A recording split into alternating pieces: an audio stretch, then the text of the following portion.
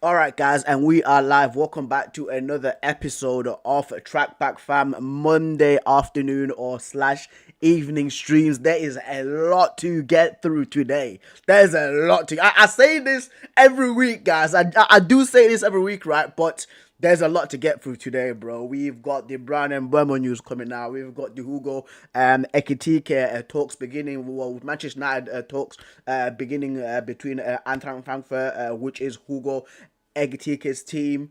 Trying to sort out a deal for that. We have news about Andre Onana, Garnacho, Gyökeres, Ryan Cherky, and at the end of the video, we are going to be doing a tier list stream, guys. I was deadly serious, right, about this stream going on for 4 hours last night because the Club World Cup for me so far has actually been pretty lackluster. I ain't gonna lie. Hosting the Club World Cup in America has been such an absolute bad choice by FIFA and Gianni Infantino. But just before we do get started, I just have to do, of course, the sound check, guys, just to make sure that everything is correct.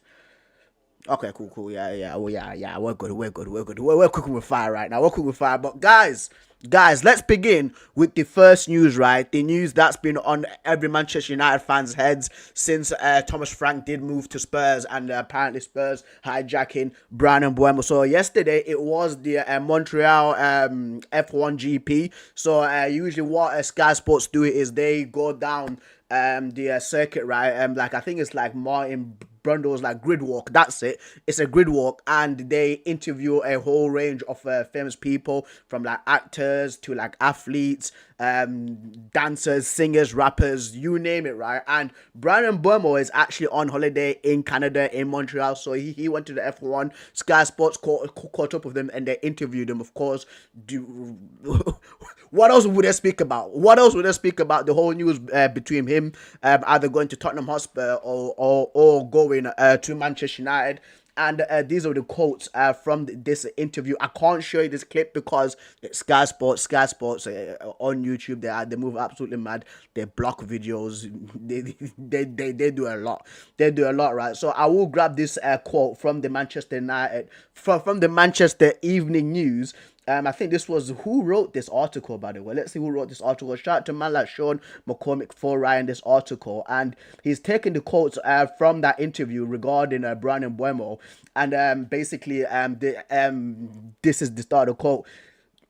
They've asked him about like Thomas Frank and him going to Tottenham, if he's going to join Tottenham or not. And this is what Brian Mbeumo says. He has done so much for me, meaning Thomas Frank, right?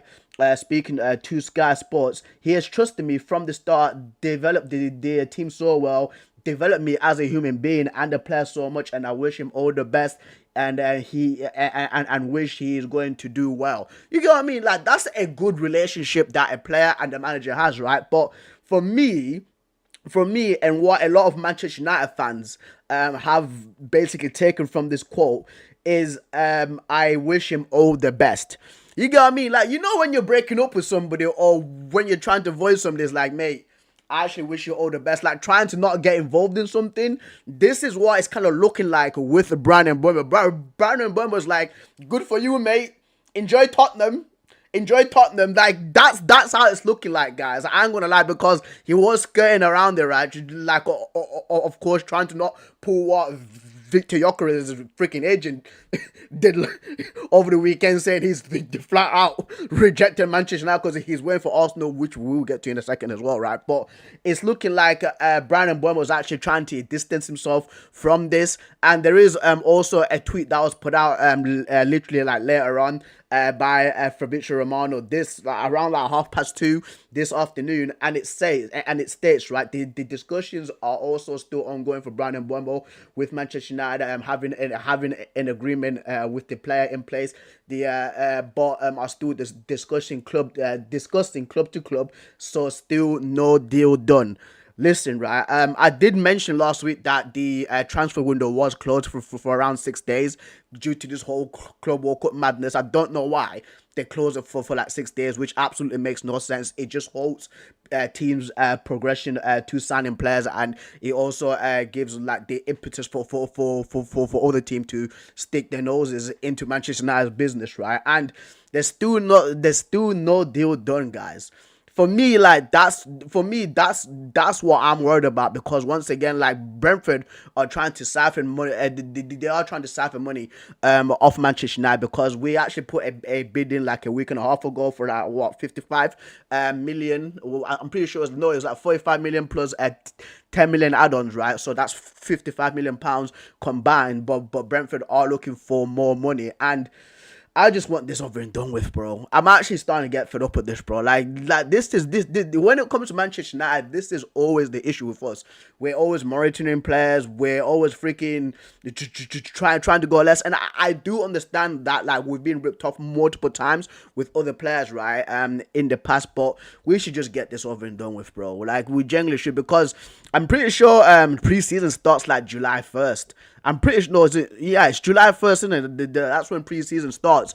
And look what Liverpool have done with Florian Wirtz. Look what they've done with Frimpong. Look what they've done with their Kirkes, right? Like, they've sorted out their transfer issues already straight away, and those players are ready to join in pre-season with Arne Slot, so they can get an understanding from what Arne Slot wants for him. While we're still here, bro, no deal done, bro. Like, come on, I know that sometimes it's not Manchester United's fault. It's just like these other teams like Brentford don't work on the weekends. They actually are closed on the weekends, which is actually pretty crazy for a football team of like that's worth millions of dollars. Like, these guys are actually closed like throughout the weekend, right? But it's just hella frustrating, man. It's hella frustrating because for me, once again, I'm just scared about another team coming in for Brian Mbeumo and offering more money, man. Yes, like a lot of United fans are saying that, like, Brian Mbeumo, he's definitely come to Manchester United. He's literally snubbed Newcastle because Newcastle had the money. They've got Champions League football, but Brian Mbeumo is still choosing Manchester United. And apparently, like, Andre Onana is the main agent in this. Like, he's actually trying to convince Brian Mbeumo to come to Manchester United. We should just get this finished with, right? And there was there's also been talk around like social media with regarding Brian Mbeumo. Basically, people saying that if Brian Mbeumo does not come to Manchester United, like, Manchester United might going for Antoine Semenyo, who's at Bournemouth, or Eberechi Eze, who is at Crystal Palace. And when they mention Eze's name, guys, like, literally my ears perked up, bro, because I actually like Eze.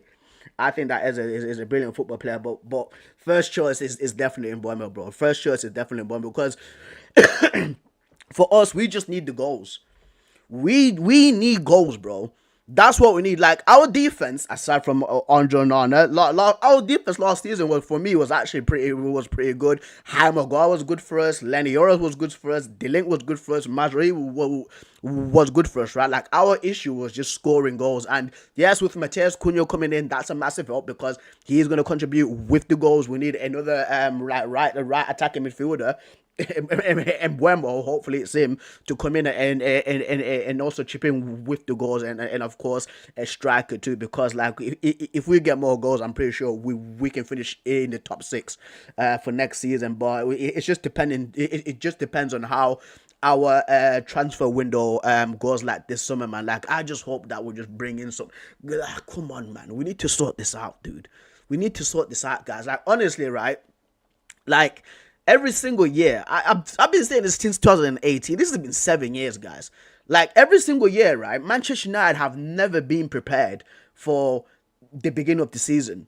We have never ever been prepared for the beginning of the season. Like, we always leave things last minute. We're always tracking players for like 2-3 months. If you guys remember with Antoine Griezmann, that whole madness. If you guys remember with like Frankie de Jong, where you had Richard Arnold and John Murray that traveled all the way to Barcelona to come back empty-handed, fam. Like, why can't we be prepared, dude? Why? Like, we never learn from these mistakes. Like, we need to be prepared for even before the season. Like, last season, it took us all the way up into the end of the transfer window to bring in Matthias de Ligt and Ugarte, man. Don't get me wrong, right? Like, we do need some players sold, and it's gonna be difficult selling the trash that we have, because the players that we have are bad. The players that Manchester United we have are absolutely terrible, and some people are some football teams are very hesitant, right, in us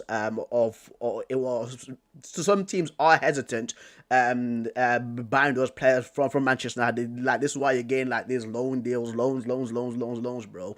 So yeah, man, It's difficult, bro. But I just hope that we can be like more prepared for the beginning of the season, man. Like, hopefully the players come in so they can learn this system from Amarim. But anyway, speaking of system, right, and speaking of strikers, let me just progress on to Ruben Amarim, and then we're going to speak about Hugo Ekitike. So Ruben Amarim, apparently, this is I think this is another interview, and this is a report from the Athletic. The Athletic is a credible source, guys. I'm pretty sure David Ornstein works for the Athletic, right? And I like what they do. I like what they do. I actually get like newsletters from them through my email, so shout out to them. Anyway, it's a tweet coming from United exclusive, but of course it's from the main source is the Athletic, but it's just a tweet that was a photo on it. It says what Ruben Amorim likes from his striker, somebody who is tall and able to play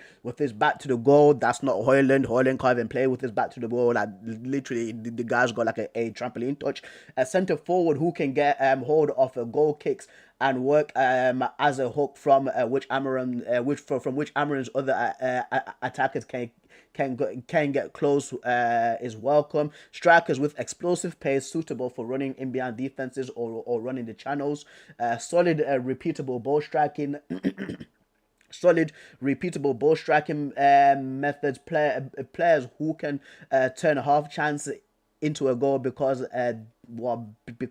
they can finish past the goalkeeper at the near post. Amorim lacks a forward who is happy to shoulder the goal scoring burden and shoot in a high volume. So basically, he's just described Victor Gyökeres. He's just described Victor Gyökeres, bro. He's actually described Victor Gyökeres, man. The JTR says casually to describe Martial, but not tall. Yeah, mate. Yeah, man. Yeah, bro.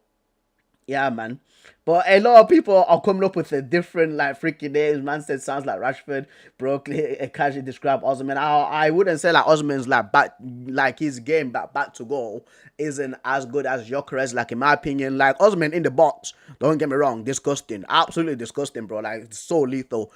Osman in the box is definitely top 5 dangerous strikers, 100%. Like, him playing like with his back to goal and bringing other players in, I wouldn't say that's his strong suit. His strong suit is like first time finishes in the box. Mateta can do that. Mateta can actually do that. I ain't gonna lie, like Jean-Philippe Mateta, I've seen him do this multiple times in the Euros last season for France, and of course this season that just gone past for Crystal Palace in the FA Cup. I'm pretty sure it was a goal against Man City where he was the one that brought in Munoz, because he held it up and I think somebody passed it out to Munoz for the cross, right, for Eza, or was that against Aston Villa? It was one of those games, but Mateta can definitely do that, right? And we will get to Mateta in a second, guys. But anyway, so this whole freaking quote is because with Hugo Ekitike, right? And this is from the United report, and he's quoting Sky Sports, and it says Manchester United have held initial talks with Eintracht Frankfurt over signing Hugo Ekitike. It's thought the player could be open to a potential move, and I like saying that Eintracht Frankfurt, right? And listen, Hugo Ekitike, countless of times, guys, he's come out and they said he's a Manchester United fan. He's literally been posting about Manchester United on Twitter or on X now for like multiple like amount of years. I think he spoke about Rashford or like Bruno Fernandes, saying like he like wrote in French like I love you and stuff like that. Like as the player, right? So Hugo Ekitike, if Manchester United were to pay the money to Eintracht Frankfurt, he would definitely come. But that's the issue. The money. It's the money that's the issue, guys. Like 100 million euros. 100 million euros, right? And there was a report that I did see that Manchester United are basically are hesitant in paying that price for a less experienced player, and I agree with it, bro. Like I absolutely 100% agree with it. If Hugo Ekitike cost the same amount of money as Liam Delap, I'll be saying get the deal done. Get the deal done, bro. But 100 million euros is an absolute piss take, bro. I ain't gonna lie, bro. That's way too much money. Way too much money for, once again, guys. Like, for a guy who didn't do well at Paris Saint Germain, because he was literally on the bench. It was like Mbappe that was playing there. Of course, like, Mbappe is not like the main striker, but Mbappe was was keeping him on the bench, to be fair, right? And then, of course, I went to Eintracht Frankfurt in his debut season, did well for them. But listen, man, like, 100 million is too much money. It's too much money, dude. He I think it was like Omar Barada that said that he wants to sign players that would want to play for Manchester United, and of course, like, who go Ekitike clearly wants to play for Manchester United, right? But once again, man, it's just the price tag. It's literally just the price tag. Like, we can't afford to be spending 100 million plus on players, like, on unproven players, bro. You get what I mean? I seen somebody tweet the other day that, oh, we should actually get Hugo Ekitike, and they're saying that his ceiling is much more higher than Victor Osimhen and Victor Gyökeres, right? And I was saying, like, yeah, like, that is a gamble. Like that can be true, but it's a gamble. Like, it's a genuine gamble, bro.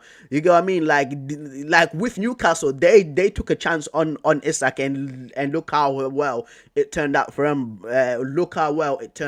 Right? But strikers from the German league, guys, when they come to the Premier League, they never do well, unless you're Omar Mamouche and Erling Haaland. You get what I mean? Like, thingy failed. What's his name now? Timo Werner. 2 times. Chelsea and Spurs failed. Kai Havertz, he came and he failed, bro. Christopher Nkunku. People forget that this guy was playing centre forward for RB Leipzig, and he failed. You know what I mean? After scoring like more than 20 goals in a season for RB Leipzig, guys. Like, I ain't gonna lie to you guys, man. Like, for me, I'm really hesitant about this one. Really hesitant about this one, right? And I will get to the Victor Gyökeres stuff in a second. I just need to make sure that my audio is still good. Yeah, it's good. Right, it's good. Is it good? Is it good? 1 second, guys. I've not got a sound engineer. You know, I'm not a rich man. A lot of people think I'm a rich man, but I'm not. Yeah, there we go. Okay, cool. Right. So regarding the striker, right, because with Victor Gyökeres, because he's basically, and this is from like a day ago, like a day or two ago. So he's basically, his priority is for him to join Arsenal this summer, right? Despite calls from Manchester United in the recent weeks. I don't blame him. You get what I mean? I genuinely don't blame Victor Gyökeres. Like, he's trying to further his career. He's got more.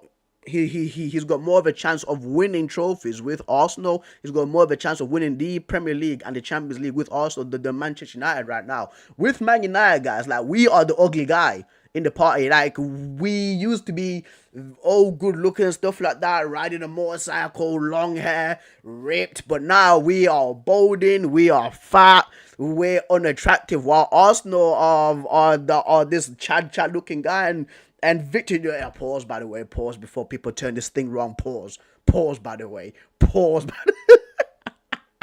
pause, by the way. But I'm just giving that like an analogy, right? Like, we are literally like they're fat, balding guy. That's what Manchester United is, bro. That's what we generally are. And like, Victor Gyökeres, he's got the right to do that. He's got the right to do that. I think for us as United fans, like, we need to recognize that, like, that name, like, Manchester United is dying out, guys. You get what I mean? Like, we've been awful. We have been absolutely awful these last 4 years. These last, like, I mean, yeah, of course, like, since Fergie's left, right, like, we've not been good enough, but we've always floated like around between top 6 and like second spot, right? But these last 4 years has been crap.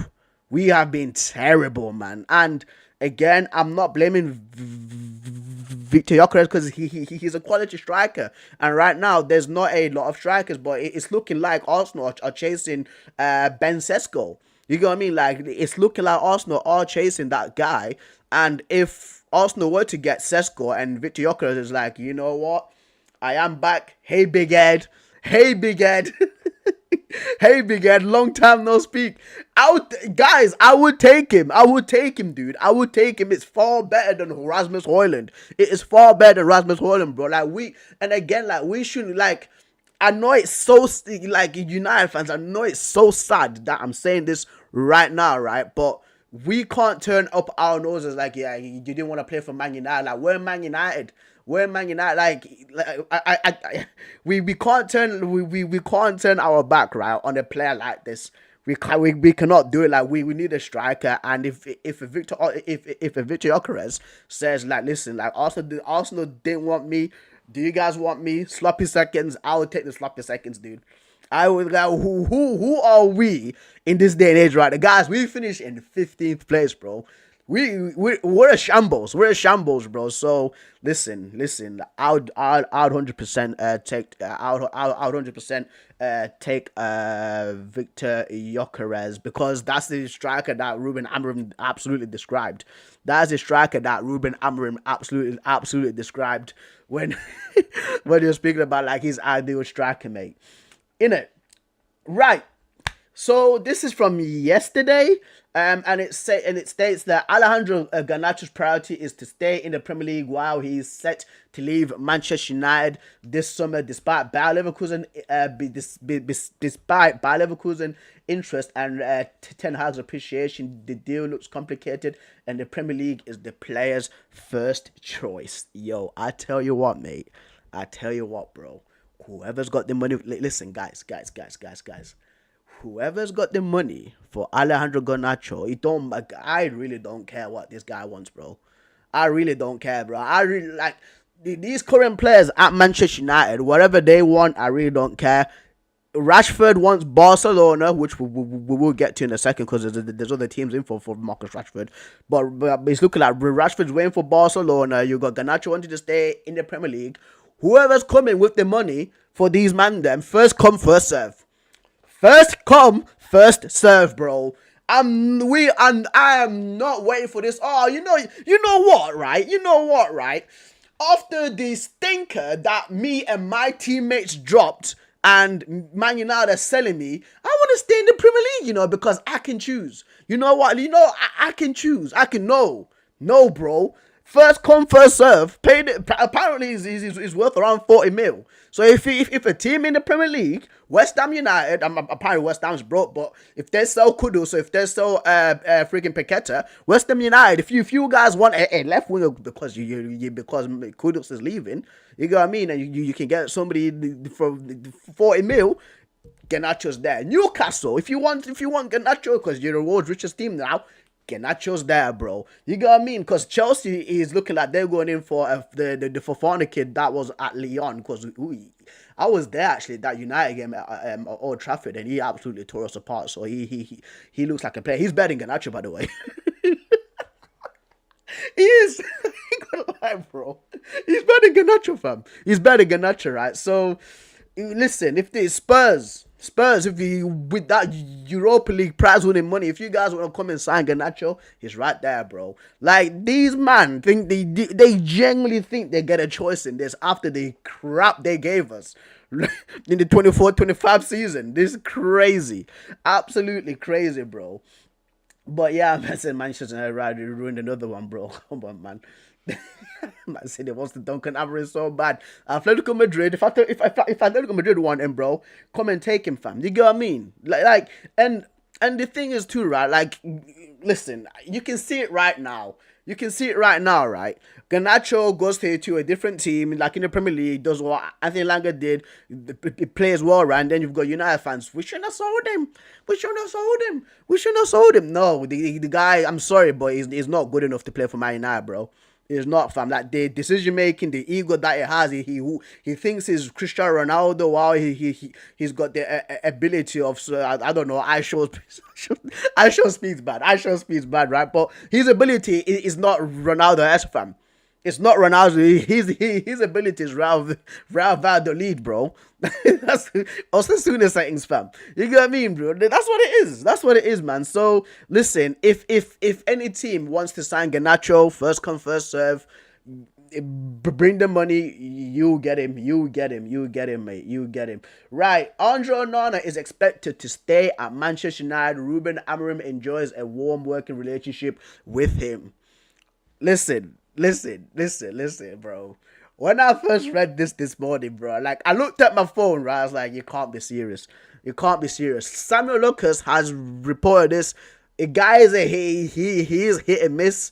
He is hit and miss. Majority miss. Majority miss. I ain't gonna lie, bro. Like he's a majority miss. Like he writes for the Manchester Evening News, right? And the majority of the things that sometimes he reports, bro, is not good enough. So we'd have to wait and see. Wait and see about this one because I want Onana gone, bro.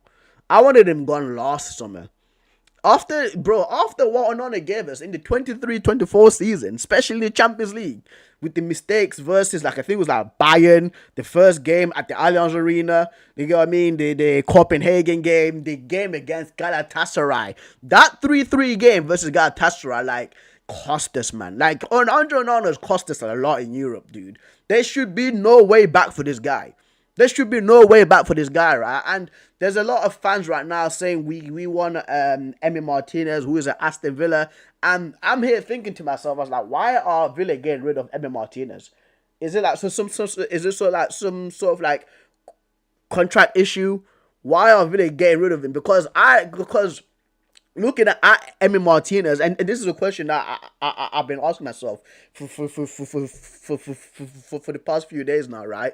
I'm thinking to myself, like, I would like Emi Martinez at Manchester United, right? But, like, why are Villa getting rid of this guy, bro? Why are Villa getting rid of him? You get what I mean? And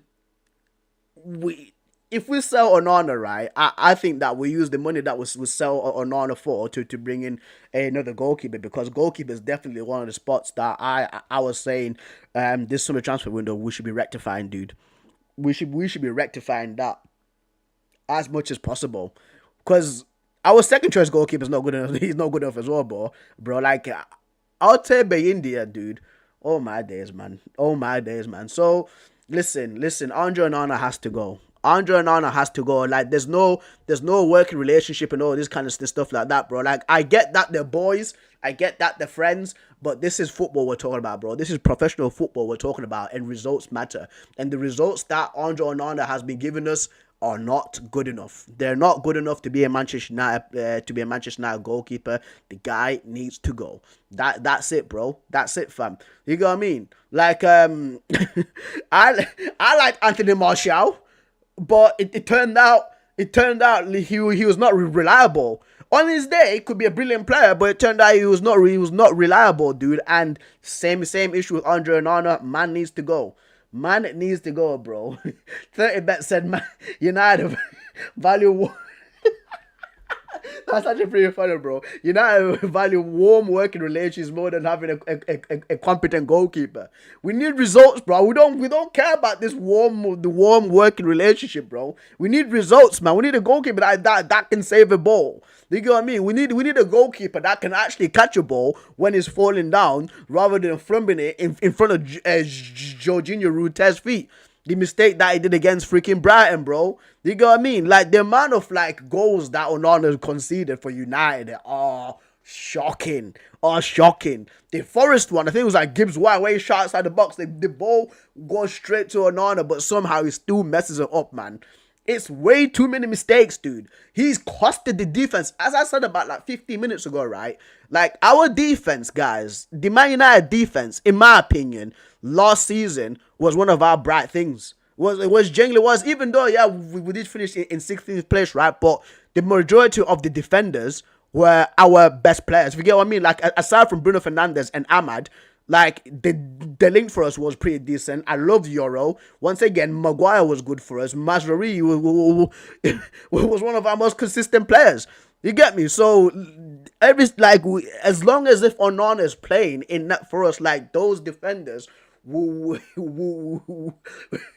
be stressed, because every United, I'm pretty sure, right? Like, please, especially United fans, if you're watching this on the VOD, right, or like on the live chat right now, please let me know if I'm alone on this, right? But every single time when Man United are playing and a player from the opposition team has got a clear shot outside the box and he shoots, I'm thinking to myself, my heart's in my mouth, because I always think to myself that Andre Onana's not going to catch this. That's not a good feeling to have as a United fan. You get what I mean? Like, that is not a good feeling to have, because every single shot a player takes outside the box, you're panicking that this guy might not save it. Am I wrong? Am I wrong about this? I'm pretty sure I'm not wrong about this, but we'll have to wait and see, mate. We'll have to wait and see, bro. Crazy. But apparently he's the secret agent in this Mbeumo deal, fam. Bringing Mbeumo and sell my man off. Bring in Brandon Mbeumo and sell my dude off, bro. That's what needs to happen. But anyway, I think that's enough Man United news. Because it was the first 30 minutes that we did Manchester United news. Let's move on to other teams worldwide. So this was one that came yesterday. Why are we so hated, bro? Why are we so hated, fam? Why are Man United so hated, dude? This is crazy. I read this yesterday, right? I was like, screw you then, dickhead.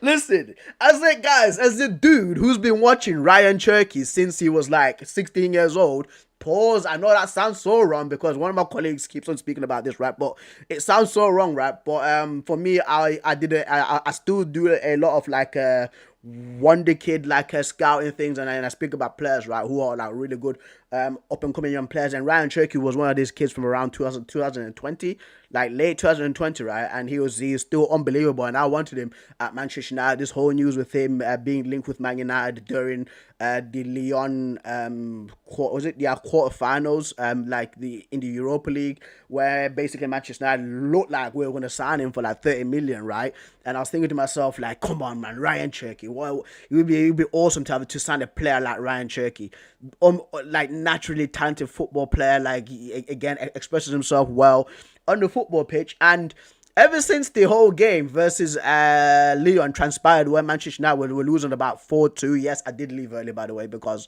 once again, I'm not a guy that likes to sit behind and watch myself get embarrassed, booking time off, paying tickets and traveling all the way to Old Trafford. I left early, bro, so I was swimming, right? But Man United, of course, made that comeback and won the game 5-4, right? And Ryan Cherky, right? It says, and this was a quote by Ryan Cherky. It says, "I didn't like it when Man United won the game against Lyon because I'm Lyonnais." Listen, yeah, you should see, he supports Lyon, so he's got the right to have that, right? But we're not going to say, listen, if you want to come to Manchester United, we're going to lose on purpose in Europa League, in the quarterfinals, just because we want to sign you. That's never going to happen, Ryan Cherky. It's not going to happen. Come on, bro. But anyway, the quote continues, says, "Now I'm waiting for the game to KILL them. I just wanted to go to Manchester City." Why are we hating so much, dude? Why are we hating so much, bro? Like, one game, and this guy KILL us for one game, knockout game. Like, you guys should have been doing better to maintain that 4-2 freaking advantage that you had. The real, actually, you know what, right? The real bozos is you, man. It's you, man, bro. And I've got a friend that supports Lyon. Shout out to my guy Shax. He knows he is, right? But like, it's you, man, that lost the game. You guys let go of that 4-2 lead. Like, you should not want to be KILS us, bro. You know what I mean? And I have to speak in code because it's YouTube, but you guys know what I mean. But it's you guys, bro. And he's out here fuming at us. For what, bro? So anyway, guys, I am going to get the video up by Jeff Stelling, because he spoke about this madness to what Ryan Cherky did, and I fully agree. I fully agree with Jeff Stelling. And Jeff Stelling, for the people that don't know Jeff Stelling was one of the guys that worked at Sky Sports. He did Gillette Soccer Saturday. Unbelievable stuff. I really liked Soccer Saturdays when Jeff Stelling was around, right? And he spoke about this, and this comes from TalkSport. Manchester United. I can't believe that TalkSport actually has a designated channel for Man United, which is crazy, bro. It's freaking crazy if you think about it, right? But anyway, let's begin. Let's begin with the breakdown of the video. It's 9 minutes long, guys. We are here for quite a while, so let's go. Go, Siobhan, what we got? Still going? What do you mean? Well, 5 o'clock in the morning, every morning. How'd you do it? Yeah, all day, every day. And I was expecting your teeth to fall out by now from turkey teeth she's got. New teeth. Have you seen them? No, from Turkey. Yeah. They're not from Turkey, they're from Harpenden. Shout out to Sachin and my new Nashers. Every time Dean's here, you must get a commission because you're a big fan. Yeah, enough about Simon Kenshin, you know. Okay, back page of the Times. Sherky is making the headlines. Man City's new guy. So he says, I can't wait to kill Manchester United. Let me give you all the context because Paul Hurst summarises it lovely. Back page of the Times. Ryan Sherky has endeared himself to Man City fans by saying he wants to kill Man United when the two rivals meet next season. Now, there's a little bit of history here because the forward looked at Manchester United's fans at Old Trafford and he grabbed his crotch. Do you remember this in the Europa League game when they were 3-2 up? He had scored that goal, had Ryan Sherky, and then Man United went on to win the game 5-4. So that whole situation he was asked about when he turned up at the Etihad to have 5 minutes pitch side with these reporters, and he said, I don't want to talk about that. I want to talk about playing here and winning games next season. And I don't like when Manchester United won the game against Lyon because I am Lyon. Now I'm waiting for the game to kill them. So that kind of sums up why he mentioned what he mentioned. He spoke about seeing Rodri at Manchester City and him winning a Ballon d'Or and saying it's possible that I'm here for this too. So he's got a bit of energy, a bit of enthusiasm about him. Do you like this? What, Turkey, Sandy Perky? Perky Cherkers? Yes, in some ways I do. I like the confidence, I like the exuberance. But he's 21 and he's won 2 French caps. I think he needs to do a bit more of his talking on the field first. I agree, Jeff. Before he starts to talk about winning Ballon d'Ors. I'm sure it was tongue-in-cheek. Yeah, lost in translation. A bit like I thought Thomas Tuchel is repulsive. I thought that was something that is lost in his translation of English. But I think he didn't mean he's going to kill. No, of course not. I mean, he's just said something and probably regrets it now. Yeah, that's the thing. I mean, it'll give us something to focus on. No, my friends, bro. No, my French friends. He probably meant kill, bro. In that game, and then if he doesn't have the best performance, it'll backfire on him. Anyway, he's 21 and he's speaking in his second language. This is it, exactly that. But welcome to Manchester City, Ryan Sherky. Speaking of which, back page of the Sun. This is quite a good headline today. Grealish and Garnacho battling for the opportunity to. All right, so yeah, that's basically it. Yeah, so that is basically it, bro. Like, this is crazy, dude. Like, come on, man. For Cherky to say that, man. Like, oh my days, dude. Oh my days, bro. The Tunak says, bro thinks that this is the Farmers League. Another problem for United. He says it's another problem for us. It's another problem for us. He shouldn't be too eager because Premier League is tougher than where it's coming from. I'd actually argue against that because I genuinely do think that the French League is very physical, bro. With the players in France that they have, dude. Like, the French League is, for me, I think, I would say it's like the second most physical league after the Premier League. I genuinely would, bro. More reason to force players to have some education. Doesn't know what other teams with EPL more times than me, Man United for savers aside. Genius, clearly, yeah, man. Yeah, dude. Like I think he needs to understand the sort of jammy team he's dealing with, bro. Like, Man United, like, is way jammy sometimes, bro. I ain't gonna lie, bro. Like, Man United sometimes we are proper jammy. Like the Ahmad goal, bro. The FA Cup final, but like, sometimes we're proper jamming, fam. So he's gonna learn that the hard way. Anyway, we move on, guys, to the FIFA Club World Cup. So the Club World Cup, guys. Let me put attendance, actually, because we'll have to speak about this. So the Club World Cup, there's been a few games that have been played, right? I think there's been about 4 or 5 games that have been played. The last game was Botafogo versus Seattle Sounders, and that is game week number 5, right? And in my opinion, guys, the Club World Cup has been very lackluster. I ain't gonna lie, bro. The Club World Cup has been very, very lackluster, but the reason why it's been lackluster, and people say, oh, you're being nationalist, oh, you're being a racist and stuff like that. I'm just speaking the truth that Americans really don't care about football, mate. Americans really don't care about football, and it's obvious that like FIFA and Gianni Infantino chose this Club World Cup just because money, and he wants to break into the American market, because once he breaks into the American market, there's more money to be made, and you can see like the prizes that the teams are winning. Like, I think it's like up to 97 million dollars or pounds. That's reported as the price, right? And the whole repercussions or the consequences, right, of playing in the Club World Cup in America is basically, it was not 80,000 attendance, bro. It was absolute cap. Like, at the start of the guys, like at the game, because I watched the Al Ali game versus Inter Miami, there was empty seats. I watched the PSG Atletico Madrid game.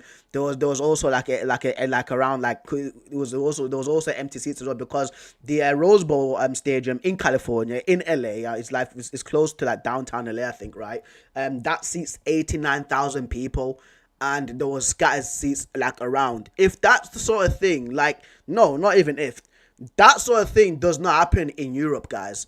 PSG versus Atletico Madrid, like PSG versus Atletico Madrid in a European venue, no matter if it's Portugal, France, Germany, England, Italy, you can go all the way down to Turkey, you can go to Serbia, and if there's a stadium that's 89,000, right? I'll guarantee you that 89,000 seater is definitely getting filled up, bro. Like, this is what happens, dude. And also, it's like the atmosphere for these games. I think the best atmosphere so far has been Palmeiras and Porto, because Palmeiras is, of course, a Brazilian team, and Brazil is in South America, while this Club World Cup is being played in North America. So for them, for Brazilian fans, it's easier for them to get there, and it's not as expensive. And there is Brazilian people that live in America, so that whole atmosphere there, and I'm pretty sure is at the MetLife Stadium, which is in New Jersey. So it makes sense, right? But like, the atmosphere in some of these other games has just been absolutely dry. I ain't gonna lie, man. And I'm a massive football fan, guys. I am a huge football fan. I watch football anyway. I say this all the time throughout my channel. I've done some like Indonesian football, guys. I have done a lot, bro. I've done a lot. And the atmosphere, once again, like, fan atmosphere, when you're watching it, sometimes generally does make the game so much better, because it brings like the intensity and like the adrenaline and the emotion, even when you're watching it on your TV. Just look at like with the PSG fans throughout the Champions League, bro. The PSG fans, no matter where they were, at Villa Park going crazy, at Borussia Dortmund Stadium going crazy, at the Emirates going crazy, at the Allianz Arena going crazy, right? And when when PSG were playing yesterday at the Atletico Madrid stadium, it was just like a certain few PSG fans that were actually trying to get chants started, but everybody was just like quiet, yay, yay. And I tell you what, right? It was one of my good friends, Valentino, on the chat. He said it feels like a preseason friendly. It feels like a preseason friendly. That's why it feels like. Dude, I'm being truthful with you guys. It feels like a friendly match. Like, do you know when you're like, when Manchester United go to play in like San Diego or something like that, and they're playing against Real Madrid, but it's not the actual like first team starters, it's like the academy kids playing one half, and then somebody new signings play in another half, right? That's how it feels like. But but instead of like being the academy kids, it's actually the first team players. It was a bad call from Infantino to make the Club World Cup in America. I'll say it hands down, bro, and I stand by it.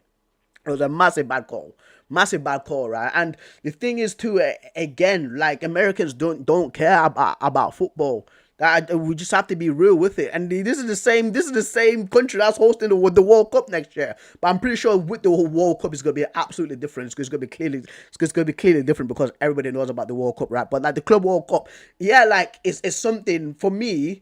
Like, the whole premise of it, I actually do rock with. Like, the whole premise of the Club World Cup, I actually rock with, right? Because like, I actually wanted to see like what will Al Hilal do when they play against PSG. You get what I mean? Like, what will Al Ali do when they play against like Palmeiras? And speaking of teams, Inter Miami are terrible, bro. I ain't gonna lie, man.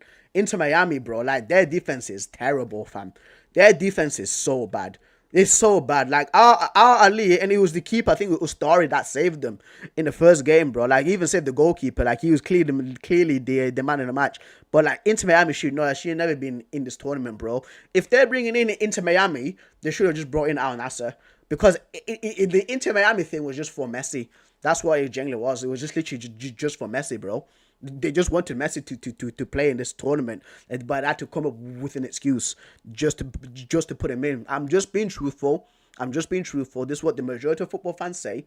I'm just being truthful, right? But yeah, if you feel also they should have brought in Barcelona, should have brought in Liverpool, should have brought in Man United, even though Man United finished in 16th, 15th place, they should have brought them in if they're bringing in Inter Miami, bro, because what on earth was that defending, fam? But yeah, man, I just had to speak about this, guys, because they'll try to gaslight you and say like the attendance was huge. The attendance was not that big, mate. It was not that big. It wasn't 60K. It definitely was not 60K, bro. Someone said they didn't sell tickets. The tickets were given freely. Some people were giving tickets freely, bro. Some people were definitely giving tickets freely. So someone's PR was definitely trying to push the fake narrative that the stadium would be empty. It's empty, mate. It's empty, bro. I was literally watching the game. We watched the game exactly. There we go. Jeff Tanner said we watched the game. But anyway, let's move on. Let's move on to man, bro. Carlos Tevez, dude. Carlos Tevez. It makes me laugh. It actually makes me laugh, right? The thing what makes me laugh about Carlos Tevez is, of course, he left Manchester United to play for Manchester City because he actually wanted more money, right? But like, it's the whole antics after that. You get what I mean? And with all the things he's done in that holding up, where's that sign, dude? Let me get you guys this sign, bro. Tevez, Rip Ferguson. When he had this, right? When he had this, bro, I was like, yeah, never again, bro. Absolute scumbag. Like RIP, like Fergie and stuff like that. Like just putting out this sort of nonsense. And when I seen him at like Old Trafford for Soccer Aid, right, I was like, what is this, bro? And the guy was absolutely going in. The guy was absolutely going in, bro. Scored about 4 goals and was of course like cupping his ear. And then you've got like Man City fans like all gassed in it, right, about this. And multiple times when he said, what? 1 second, let me see, bro. Let me put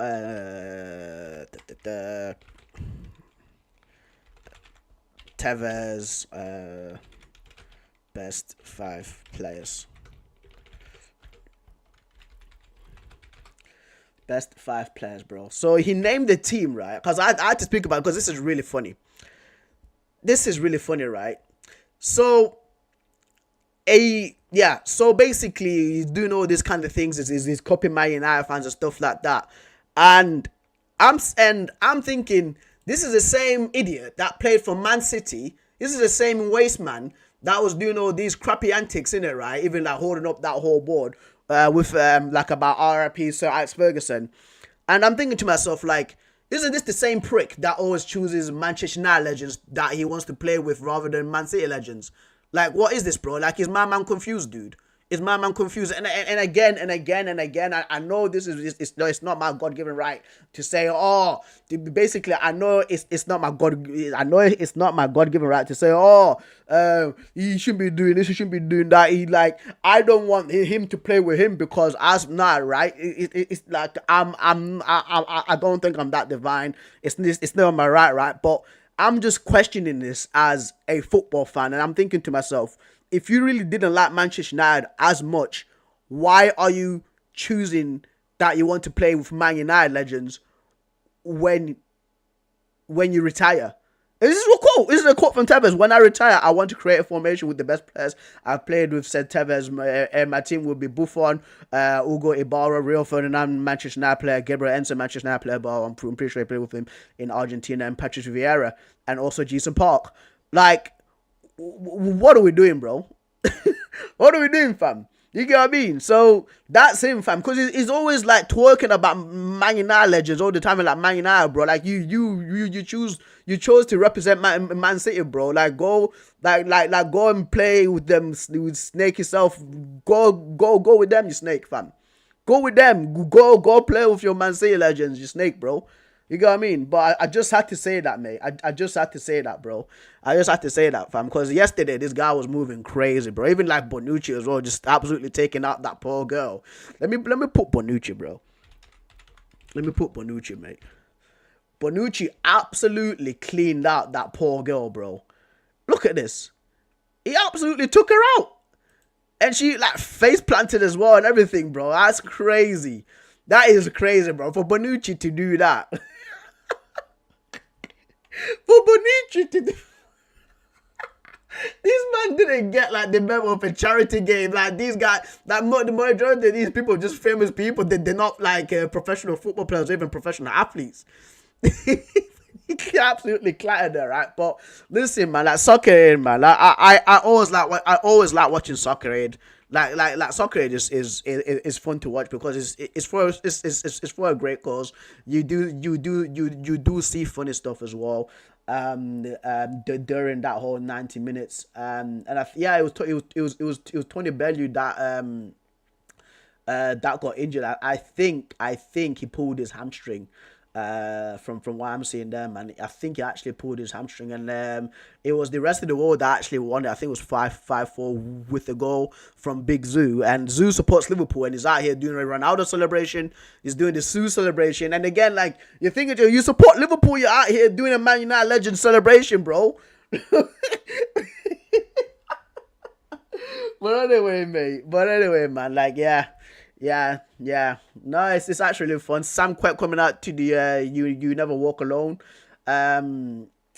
song at Old Trafford. Yeah, dude. Nah, it's brilliant. It's absolutely funny. I had it on the side when the PSG and Atletico Madrid game was on, but let's see if there's any other news, any more news from the reaction from Soccer Aid just before we do continue. Mate. Do say the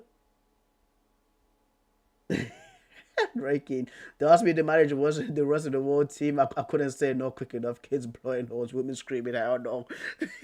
Hell on earth. It's like a who's who regret this charge. 50 to watch John Bishop and Jack Whitehall run around a couple of games.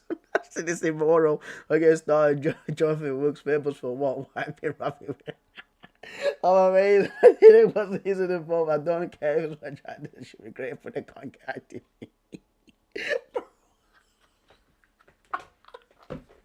Yo, Rafi. I love Roy Keane. And like, listen, right, but there's a lot of things I agree with Roy Keane with, right? But like, this is not one of them. Of course, like, this is not one of them. It's too funny, bro. Roy Keane, bro.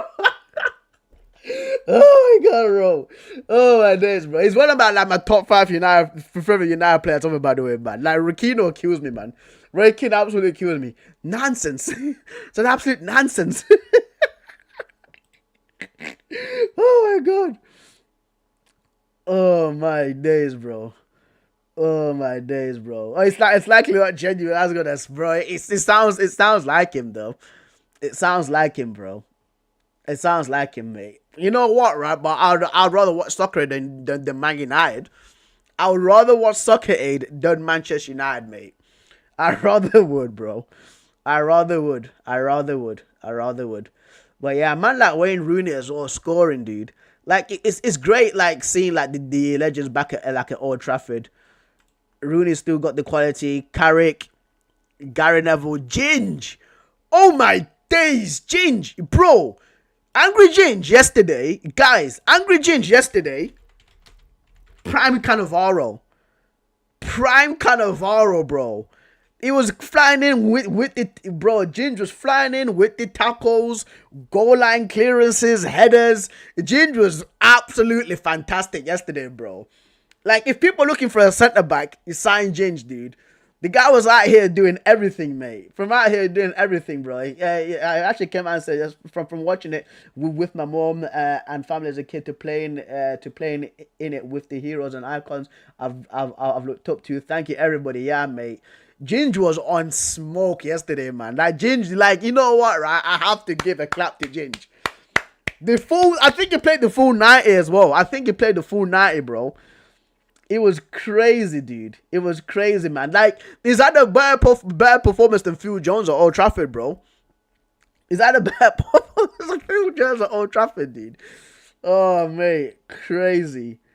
That's a girl. Yeah, Girth and Turf. That's the pro clubs team, isn't it?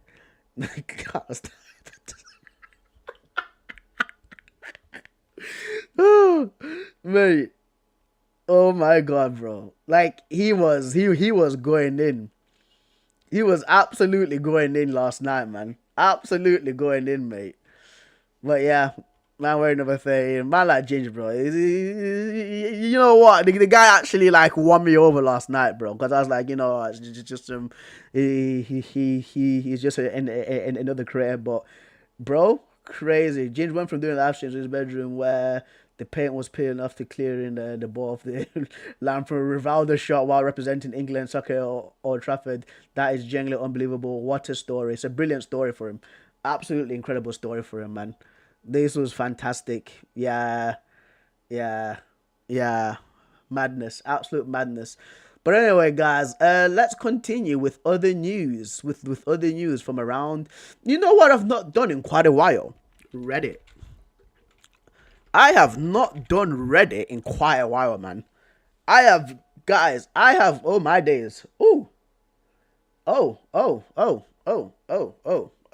straight away, we're in like this. Straight away, we're in like this. Just give me a second, guys. Just give me a second. Please give me a second. Please give me a second. Please give me a uno minuto. Uno minuto. There we go. Just had to reply back to this. I really don't like the long pauses during stream. It actually really does kind of annoy me, to be fair. But anyway, Reddit football, right? r/soccer. Like I wish it was called r/football because it sounds so wrong saying soccer. It's like, ugh. But anyway, we've not done a Reddit one in quite a while, you know. We have not done a Reddit. We've not checked out Reddit for quite a while, fam. But anyway, let's see what's going on right now in the footballing world. So, Dybala and Guendouzi, apparently they're having beef here. Dybala, and he's speaking about Matteo Guendouzi, and it states, Guendouzi talks too much and always picks on youngsters. He would tell them, I'll buy you a ticket to send you home. It made me really angry, so I went looking for him on the pitch. We said all kinds of things. Then I remembered the shin guard with the World Cup. I showed it to him. Ooh, what is going on between Matteo Guendouzi and Dybala, bro? Let me just jump on Twitter to see what everything's been clarified. I'm writing in capital letters as well. Matteo Guendouzi, bro, like they're absolutely beefing here. Okay, so for example, with Sula, we played a Frosinone. He told me that Guendouzi always used to tell them, I'll buy you one. This angered me a lot, and is why I went looking for him on the pitch. He said all kind of things. I remember just giving the shin guard the World Cup. But yeah, dude, this is, man, bro, like this guy, man, that was good. I do get it. I do get it because Guendouzi does have a little bit of a hot streak in him. Like, it's so obvious that Guendouzi has a little bit of hot streak in him. And somebody pulled his hair. I forgot. Somebody did pull his hair, right? Somebody did pull his hair. I think, was it like a Spurs player that pulled his hair? Somebody, yeah, there you go. It was... it was Fellaini. It was Fellaini, bro. I'm not... Like, this makes sense now. That, like, why Fellaini would absolutely pull his hair, bro. It absolutely makes sense, bro. Thorough said it's such a pathetic CEO and team in his own team. I didn't want this SHIT housery. Yeah, can't believe that it was that controversial for us to kick him out one player. I'm really glad. So the back of not surprised he has been a prick elsewhere. Yeah, man. Yeah, it's not shocking anymore that Arsenal actually got rid of Guendouzi now, isn't it? Well, this is when you see things like this, and it's coming from Paulo Dybala. Right, Esperance Tunis fans in Liberty Point, Philadelphia.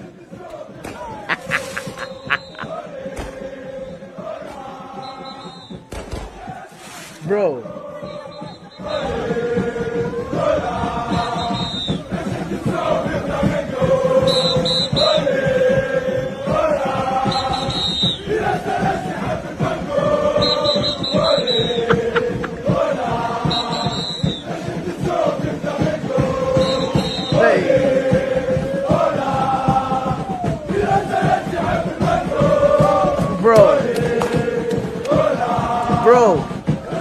They are about to see it, man. They are about to see it, dude. They are about to see what football fans are all about. Because there's always like this whole debate going on between American sports fans, right, and football fans around the world. We always tell them that like your atmosphere, and it's been proven in the Club World Cup already, dude. It's been proven in that Inter Miami game that these guys have got no atmosphere whatsoever, right? And we always tell them that, yo, when the Serbian man come, when like the North African man come, when like the Paris Saint-Germain fans come, bro, when like I think it's Wydad as well. I'm pretty sure they're from Morocco. When these guys come over, you see what real support is. You see what real support is with the flares, right? And I think it was like Palmeiras fans that were in Times Square. They were in Times Square. With like, I know it's I'm pretty sure it was also Esperance Tunis fans, right? Like they were in Times Square, like in New York, where all those like billboards are, and they were setting off flares. They had flags and stuff like that. You Americans don't genuinely think that they're getting invaded. Don't think that they're getting invaded, bro. That's what they'll think. That's what they'll think, dude. But no, it's football fans, bro. It's football fans who actually bring an atmosphere, dude. And when Esperance Tunis fans are doing this right now, I'm not surprised. I'm not surprised because I've seen this before. I've seen this with the Wydad, and Wydad, I'm pretty sure Wydad is going to do the same thing in the stadium with the flares popping off. Even those Boca Junior fans, I think it was in Miami, there's a group of them. The group is like thousands of them on the beach waving the flag, bro. Like football fans are so hardcore, they're so diehard. They're way more than American sports fans, bro. That's what it is, dude. Like these guys are out here traveling. Guys are coming from Tunisia to go to America to watch a football game, bro. Crazy, absolutely crazy, man. But yeah, this is true support right here. This is true support, bro. Like fans, like these American fans are not ready. They're not ready to witness true fan culture, true football support, bro. They're not ready for this, mate. the Dalai. Yeah, that's a funny name. The Dalai Mangala, bro. Says, imagine some Americans who don't have a clue that this tournament is even happening being freaked out by this. Literally, as I said, that these man might think it's actually a freaking invasion, bro. It's really, I can't imagine anymore. Inconvenient. I love the sport. I love Philadelphia, but introducing Philly sports fans to use of as a very bad idea. Very bad. It's so true. It's actually true. Of all places, dude. Philadelphia, New York, Miami, and Texas, you should not be introducing flares to these man, dude. You should not be introducing flares, bro. Yeah, there you go. Mugiwara himself. Shout out to Straw Hat. It says North African and South American fans making US people aware of the tournament happening. Yeah, dude. They generally do think it's like some more ice riots because there's riots going on right now in America. But some of these people who are thinking these riots is just like Wydad or like Boca fans or River Plate fans or Palmeiras fans or Express 3 fans going crazy, mate. But yeah, mate, let's continue, bro. Let's continue, mate. So I'm trying to play it cool. Zagreb has signed Gabriel Vidovic. I don't know what that is. Milos Kerkez, of course, is definitely going there. He's going there, of course. Trent speaking Spanish. Español.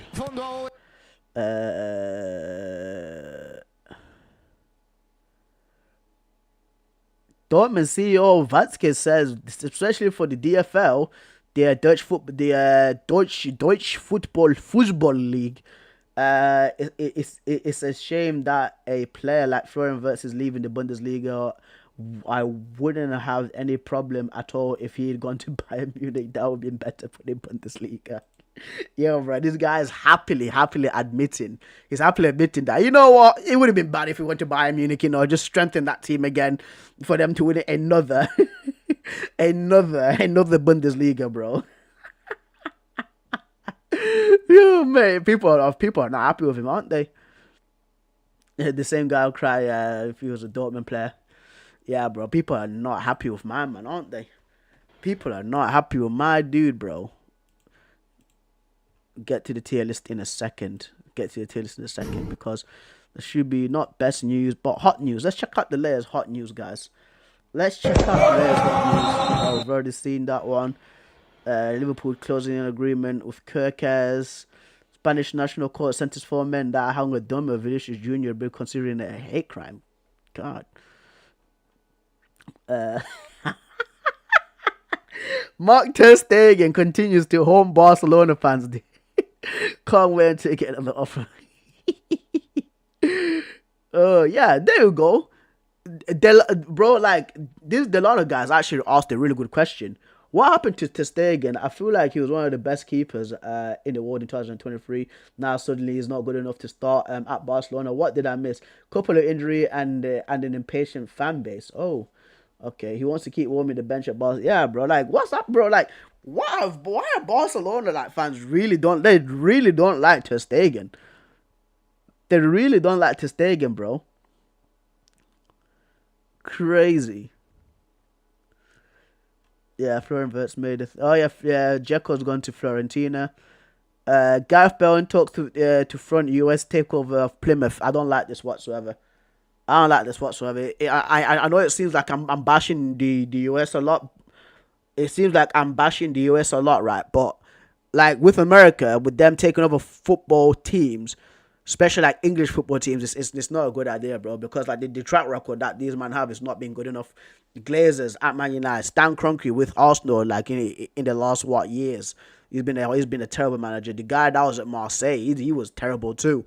You know what I mean? Who else? I think Liverpool fans don't like that owner. Yeah, bro. Yeah, it's crazy. It is absolutely crazy. It is absolutely crazy. Yeah, it's not good enough. It's not good enough, mate. It's not good enough. And I know that Plymouth does need the money, and it's so easy for me to actually speak and say, oh yeah, you know, like Plymouth, listen, I'm American owners, but I know that they do need the money because without the money, they might even go to administration. From this is my presumption, guys. It's not a concrete thing, but I'm just presuming that Plymouth need the money. That's why like this takeover is happening, and that's why Plymouth is getting sold. Right. Standings after match day 1, all on 1 point. Yeah. All Group A was a real snooze fest, wasn't it?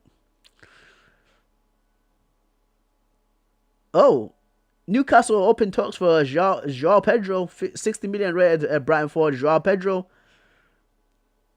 And Newcastle also want Marcus Rashford. I forgot to speak about that news. Bro. Rashford. I forgot to speak about that news, bro. So apparently it's Villa, Newcastle, and Tottenham Hotspur that are in for Marcus Rashford, guys. So those are the teams that want to sign Marcus Rashford. And if these men have got the money, pay the money, and we'll first come, first serve. You get what I mean? 60 mil, and you've got yourself a deal, mate. 60 mil, and you've got yourself a deal, brother. That's what you have, mate. These guys out here climbing ropes as well, bro. Yeah, mate. Just pay us the 60 mil, and we can be on our merry way. But anyway, guys, so here it is right now. So the final part of this stream, it is going to be a tier list. This tier list, right, is ranking the top 100 football players from 2012 up until 2025. So no, there's going to be there's no Maldinis, there's no Shevchenkos, there's no Ronaldinhos, guys. This is from 2012 to 2025. So up until modern day. So there is of course 5 tiers as the usual. I even highlighted that one. So the top tier, of course, is goated. I'm going to be a little bit lenient with this category because whenever it's like goated, for me, there's only 4 slots. There's only 4 guys that belong in my goated. Basically like category. Maybe sometimes 6, maybe sometimes 7, but at most it's usually 4, and that's between Pele, Maradona, Ronaldo, and Messi. And then after that, I'd allow like R9 Ronaldo. I'd allow Ronaldinho and the Zinedine Zidane, and of course like Maldini and them man there, right? But this is the tier list, guys. So there is the players right now. Again, it's up into 2025 from 2012. So if you guys can imagine the guys that were popping off in this in this time frame, there will be in this. And who made this, by the way? I forgot who made this. Shout out to the guy that made this, because I didn't make this one, because usually I actually make my own. I think it was called Kongen. There you go. Kongen 040705, mate. So shout out to you, mate, because this like the tier list sometimes do take a lot of time to actually do. So you've actually done a brilliant job. But anyway, let's start off first with Sergio Aguero. Sergio Aguero represented Manchester City, Barcelona, and Atletico Madrid. And I tell you what, in 2012, between 2025, he was absolutely unreal. He was absolutely unreal, especially in Manchester City, man. I think he's like the top 5 top goal scorers ever in the Premier League. People really don't speak about him that much, but we have to show respect to man like Sergio Aguero. For me, I have to put him legend. Guys, because he was absolutely fantastic in Man City. He scored Man City as well in that 2012 final game of the Premier League versus Crystal Palace QPR to win Man City their first ever Premier League. So that's why he's going in there. Alexis Sanchez, I have to put him at baller. Alexis Sanchez at Barcelona, of course, was kind of run out. I think it was Pep at that time. Yeah, it was Pep at that time, and then he went to Arsenal. Absolutely killed it at Arsenal. Flopped at United. Was decent at Inter Milan. Was okay at Marseille, but I'll put him at baller. Arturo Vidal, I have to put him there as well at baller. I think that he was good from 2012 up until 2025 at Juventus and Bayern Munich. That's what I remember him the most. He did have a little bit of a stint at Barcelona, but his entire time, he's been good. It's been good, bro. Pierre-Emerick Aubameyang. Pierre-Emerick Aubameyang, he has to go in there too. You know what I mean? I remember him actually. 2012, I think he was at Saint Etienne in France, and then he went to Borussia Dortmund, where he played well for Borussia Dortmund. Even like before Saint Etienne, I think around 2007, 2008, he was at AC Milan. He was like, I think he came from the AC Milan academy. I'm pretty sure Aubameyang came from the AC Milan. What am I doing? Man said Aubameyang height. I'm pretty sure he's at the AC Milan academy. I think he was. Was he not? Yeah, there you go. Yeah, so he was at the AC Milan academy from 07-08, and then he didn't feature for them for the first team, and then went to Dijon, went to Lille, Monaco, and then at Saint Etienne he actually played well for Saint Etienne, and then went to Borussia Dortmund, and then at Arsenal. Tell you what, yeah, 100% a baller. Like right now, Arsenal need a striker like Aubameyang. The Arsenal need a clinical striker like Aubameyang did, because I think if Aubameyang was still at Arsenal would have for sure won a trophy. And the last trophy that Arsenal won was Aubameyang as their striker, and he was a guy that was mostly scoring the goals for Arsenal. So yeah, Danny Carvajal. This might be controversial, guys. This one might be controversial. This one generally might be controversial, and I know that some people might disagree with me on this one. I have to put him at baller. I don't think he was like decent. I think he's better than decent, because a lot of people see Daniel Carvajal as decent, right? But for him to win 6 Champions Leagues with Real Madrid, that's not easy. That is not easy, bro. To feature for Real Madrid like year in, year out, and be a captain. I'm pretty sure he scored in the Champions League final last year against Dortmund too, man. Like Danny Carvajal for me has been very underrated by people, because they're not putting him up on these echelons of your Dani Alves's, your Philip Lahm's as right backs, right? But Danny Carvajal has been absolutely solid. Sergio Busquets, legend. He's probably the best CDM I've ever seen play in football.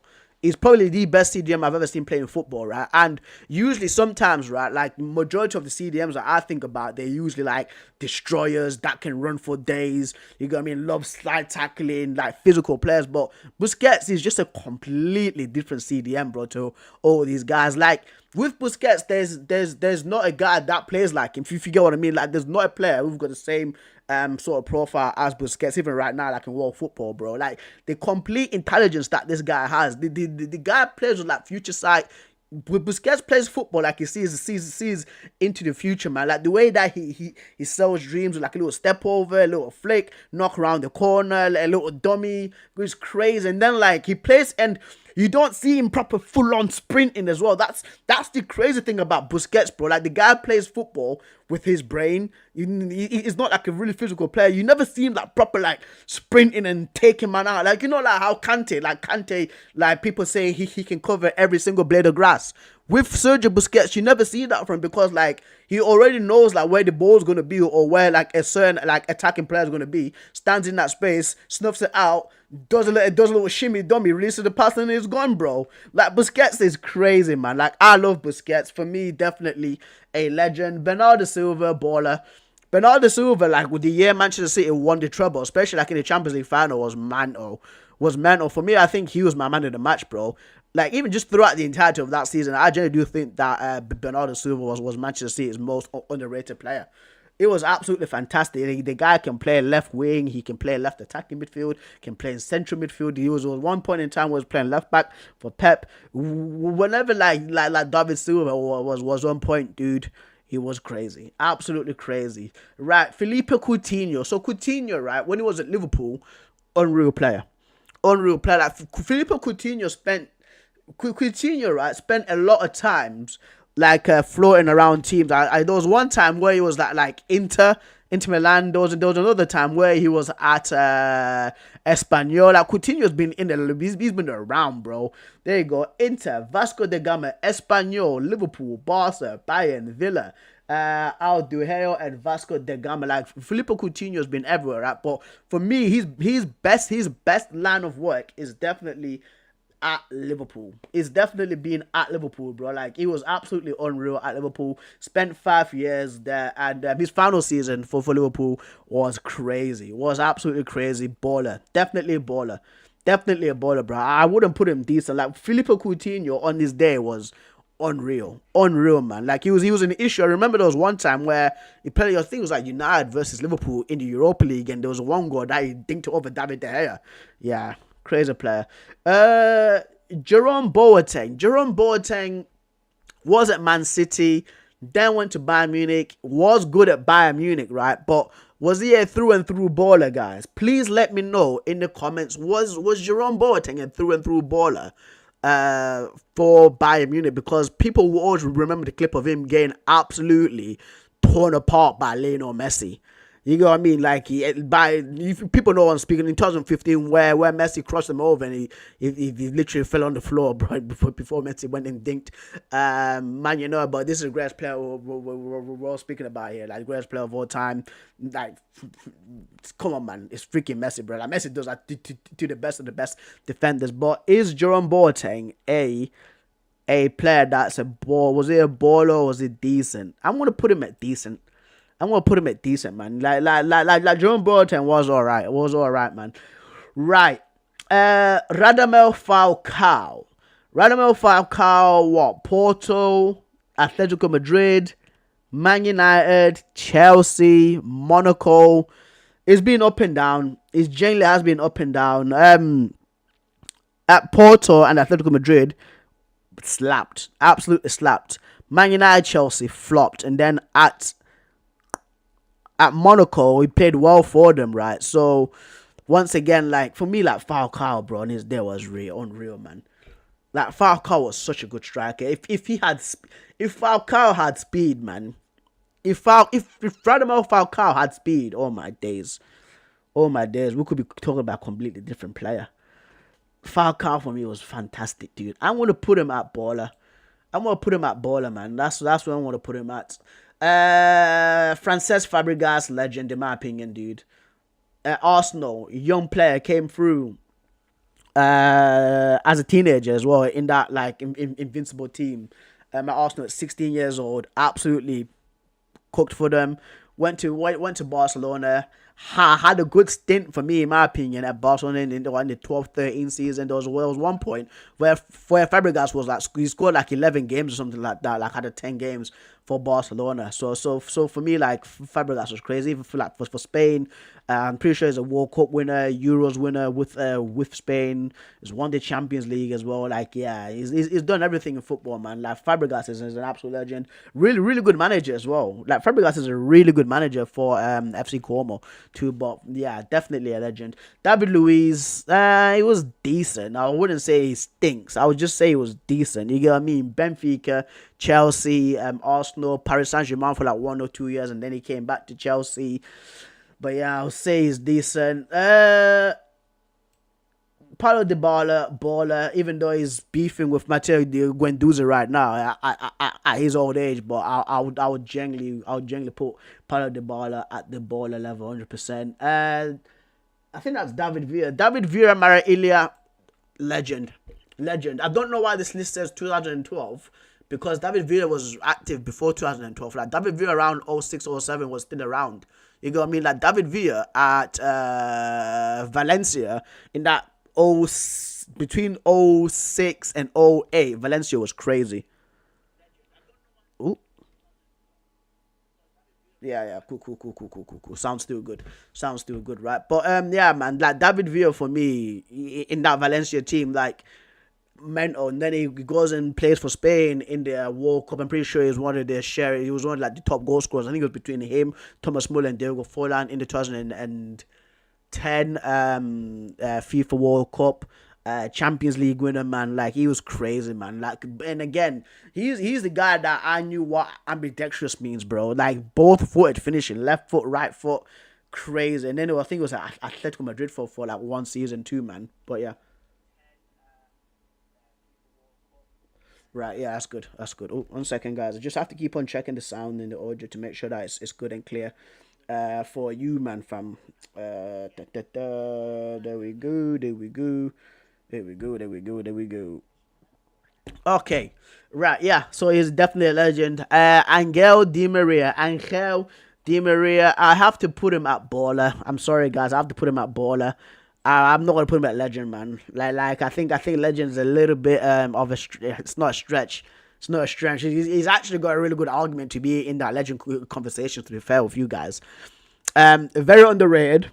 Very underrated because he doesn't get a lot of credit for what he does. In finals, he shows up a lot, 100%. Di Maria shows up a lot in finals, in the World Cup as well, where when Messi won it, like he had big involvements in that. I think it was like in the Copa America final, and in the finalissima, showed up in that, bro. Like 2014 Champions League final against Atletico Madrid, got an assist then too, so an important player.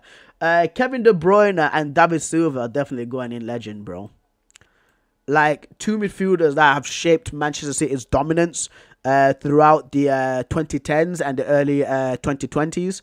I mean, come on. David Silva, absolute wizard, bro.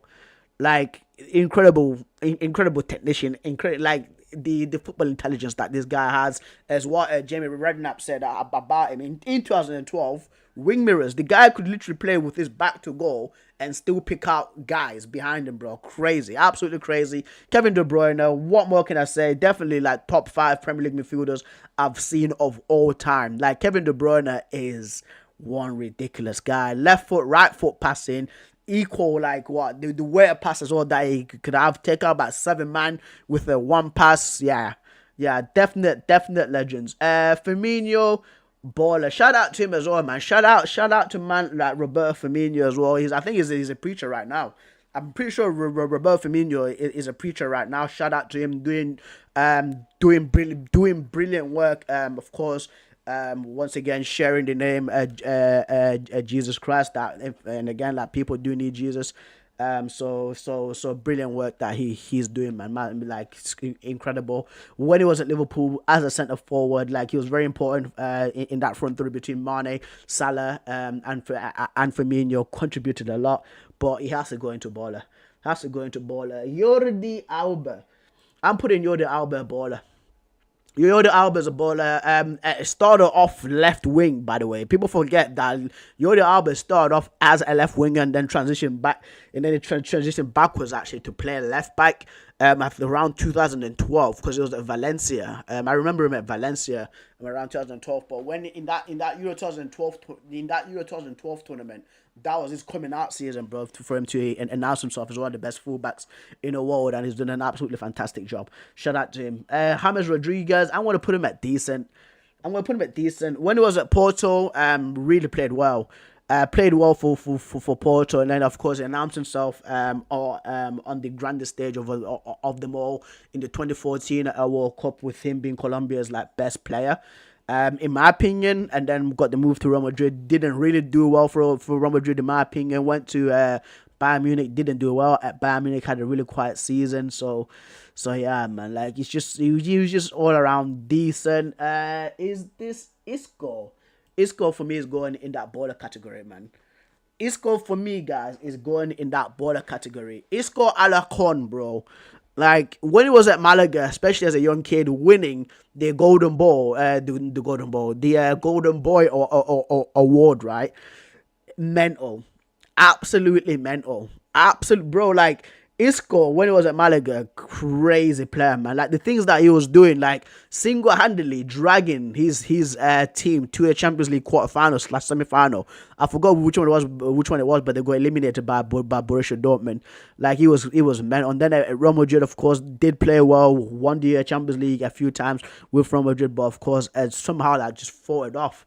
Somehow just forward off, but right now with Real Betis found his love for football again. So shout out to man like Isco Alacon. Lorenzo Insigne, I'm gonna go with decent. I wouldn't say he's at the of course like an absolutely fantastic career, but he's been alright for Napoli. Absolutely been alright for Napoli. Andres Iniesta goated, bro. What a midfielder. Dude. Like Andres Iniesta changed how I perceived football.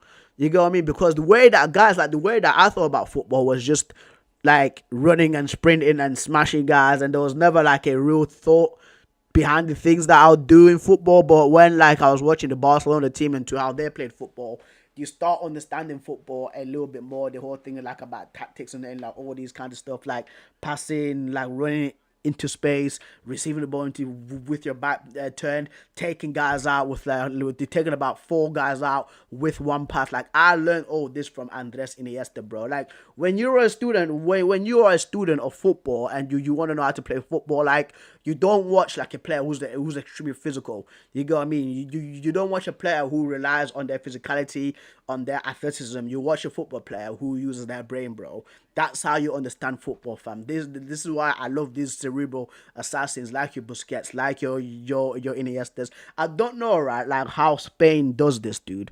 I don't know how Spain produces all these like cerebral thinking players. Like even like right now with like Pedri, like technical geniuses, bro. It's crazy to how Spain does this. Right. Gonzalo Higuain is going in decent in my opinion, and I know people will be saying, why are you putting him decent? Because Gonzalo Higuain was playing football way before 2012, guys. He was playing football way before 2012. For me, the best season I've seen Higuain have was, of course, at Napoli. But this guy was at Real Madrid. People forget that Gonzalo Higuain was a young kid at Real Madrid. I think he wore at number 20 around 2009. So that's why I'm putting him at decent. Like, he went to Juve, really didn't do that well. At Chelsea, did absolutely nothing. So that's why he's going decent. Cristiano Ronaldo has to go. Do I have to say anything else, bro? This guy is still playing right now and still winning trophies at 40 years old. This old man, bro, he's 10 years older than me. I'm 30 years old literally next week, Monday. And this guy's still playing football. This is crazy. Guys, you saw Wayne Rooney, like, in a charity game. Like, the longevity that Ronaldo has had is bro, he was playing against Zidane. He was playing against Zidane in 2004 for Portugal. In 2004, man. Majority of you, man, were not born in 2004. That's how mental this is. That's how crazy this is, dude. Like, the majority of you guys were not even born in 2004. This guy's still playing football. Crazy, but he has to go in there. Diogo Godin, decent, like really good centre back, really consistent year in, year out. But I wouldn't say he was a downright baller, in my opinion. Eden Hazard, I have to put him at legend. Bro. I love Hazard, man. I love Hazard, bro. If you wanna study football, you watch your Iniestas, you watch your Busquets, you watch like Fabregas's, these like intellectual players, right?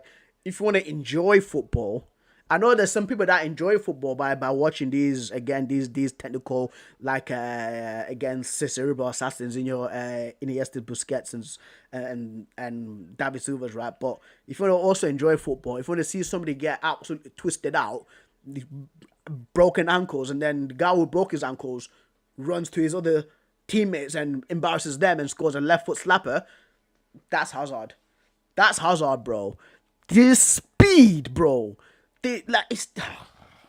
Guys, explaining like Hazard, right, to people who never seen Hazard play football is crazy. Like the speed, right, that is moving at guys, and then like the change of direction that he has, and to even like hold up people with like his big bum, like hold that pause. And I know it sounds it sounds crazy, but it's football wise, guys, football wise, right? But like holding up the ball, man.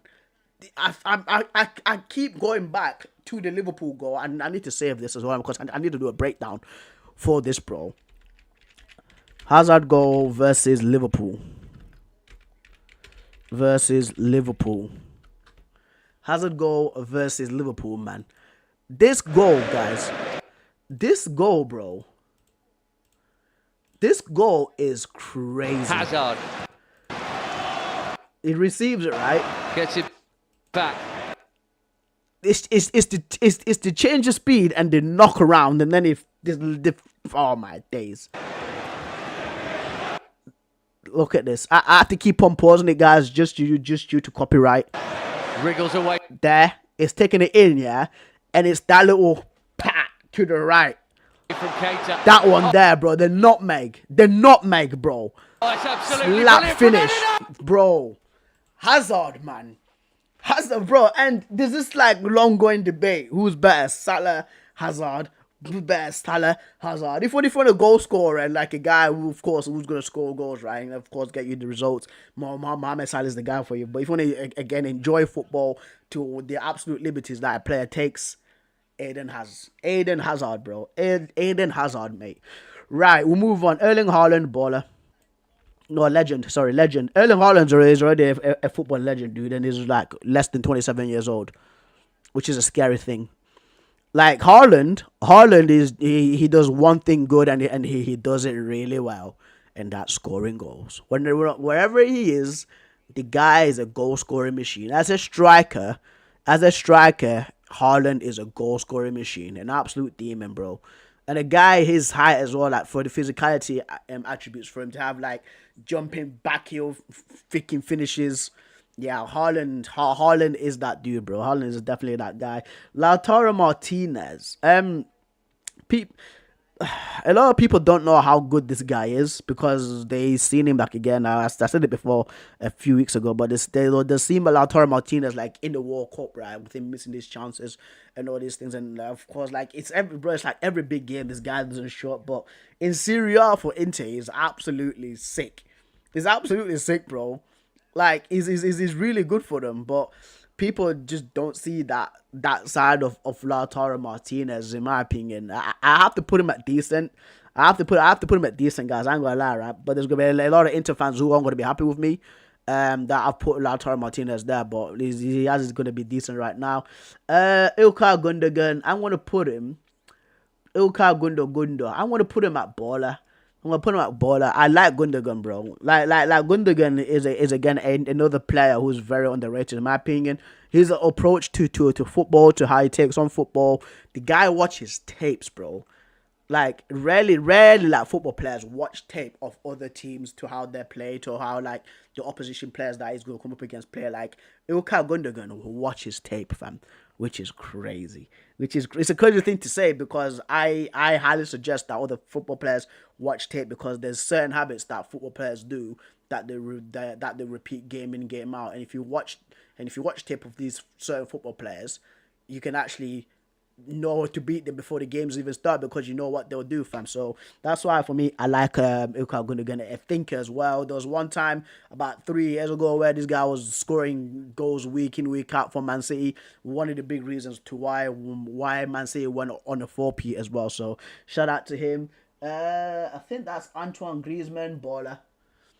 I love Griezmann, bro. Griezmann's so good. Griezmann's absolutely, oh man, I want to put him in legend status, man. I really want to put Antoine Griezmann in legend status, bro. Like Griezmann is really underrated, man. To the things that he does, to the things that Antoine Griezmann, I really want to put him in legend, bro. But I can't. I have to keep it real. But like the things that Griezmann does, bro, is a complete player, like in my opinion. Complete player. Like aside from like the physicality stuff, like the guy understands football. He genuinely understands football. Mats Hummels, baller, unreal centre back. Shouldn't have never went to Bayern Munich. Should have came to Man United instead. He should have came to Man United instead, bro. Like right now, if Mats Hummels was like around 21 years old, a lot of teams will be in for him because he is the modern day centre back, bro. Like his underrated trait was his passing, bro. Like Mats Hummels' passing was ridiculous, bro. For a centre back, he was like a quarterback. He was literally like a quarterback, bro. Like the long range passing that he had, crazy. Lionel Messi, goated. Is there anything more to say? Is there anything more to say about Lionel Messi? Like one of the 4 Yonkers, like one of the 4 greatest players of all time. You know what I mean? Mario Cardi. I'll put him at decent. You know, it wasn't the best thing ever. It wasn't that the best thing ever, but I put him at decent, man. Had so much promise. He had so much, not promise, but like potential, but he never really fulfilled it, in my opinion. N'Golo Kante, legend. Kante for me again, like is this sort of is like a DM. It's completely different to Busquets, but again, like it's completely different CDM to Busquets, but Kante still gets the job done as for a CDM. You get what I mean? Like it's so good, man. He started off as a winger at Leicester. I never knew that before. Like N'Golo Kante was actually started off as a left winger at Leicester. I think it's Danny Drinkwater that spoke about it, like in a podcast, bro. And you see the things that he's went on to achieve. Champions League winner with Chelsea, with Leicester as well. Part of that Leicester Champions League winner with Chelsea, and then a Premier League winner with Chelsea as well, and with Leicester back to back, bro. Crazy. World Cup winner as well. Like people forget that Kante won the World Cup with France, man. Crazy. Absolutely crazy. Riyad Mahrez, I have to put him at baller. Unreal player. People started appreciating Riyad Mahrez more at Man City, like around 2021, where I was clearly saying for years that he's Man City's best right winger. He was Man City's best right winger, bro. Like the skill that he had, the touch, unreal talent, unreal quality, bro. Unreal quality, mate. Right, Mario Mandzukic, decent. Not the best striker ever. You know what I mean? He got the job done sometimes, but I wouldn't put him as a baller, bro. I wouldn't put him as a baller, man. Like I'm pretty sure he's won the Champions League actually with Bayern Munich in 2013, but you can't really remember anything much from Mario Mandzukic. Sadio Mane, I'm gonna put him at baller. I'm gonna put Sadio Mane at baller, man. Like Sadio Mane at Southampton, especially. When he his first 2 seasons at Southampton was crazy. There was one instance where he scored like the fastest hat-trick in the Premier League. I'm pretty sure he still holds the record for the fastest hat-trick in Premier League history, isn't it? Premier League history. I'm pretty sure is it Sadio? Yeah, it's still Sadio Mane, bro. Scored 3 goals in 2 minutes and 56 seconds for Southampton versus Villa. Like Sadio Mane at Southampton was absolutely broken, and this whole thing right now reminds me like Mbeumo actually kind of reminds me of Sadio Mane to how he's getting goals, bro.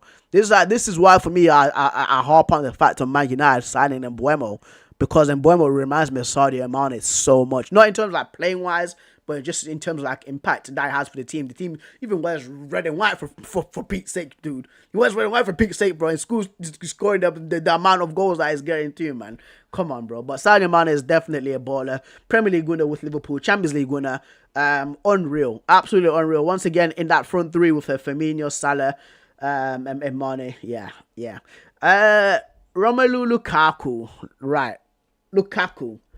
Romelu Lukaku, oh my days, bro. Romelu Lukaku, oh my days. I'm not putting this guy a baller. Guys, I'm not doing it. He's not a baller, bro.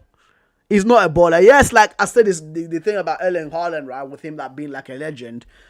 But with Erling Haaland, at least there's something to him. Like, at least he can control the ball. But, like, with Lukaku, man, yeah, like Lukaku gets goals wherever he is, and that's his job as a striker. But I wouldn't say he's a baller, man. I wouldn't say he's a baller, fam. That goes against everything that I stand for as a football player. Saying that Lukaku is a baller, bro. I wouldn't, fam. I'm gonna put him decent. Even though he's got, bro, like Lukaku scored over 400 career goals. That's crazy. Romelu Lukaku has over 400 career goals, man. You get what I mean? But I wouldn't put him there. Vincent Kompany, it's between legend and baller. Where I put Vincent Kompany.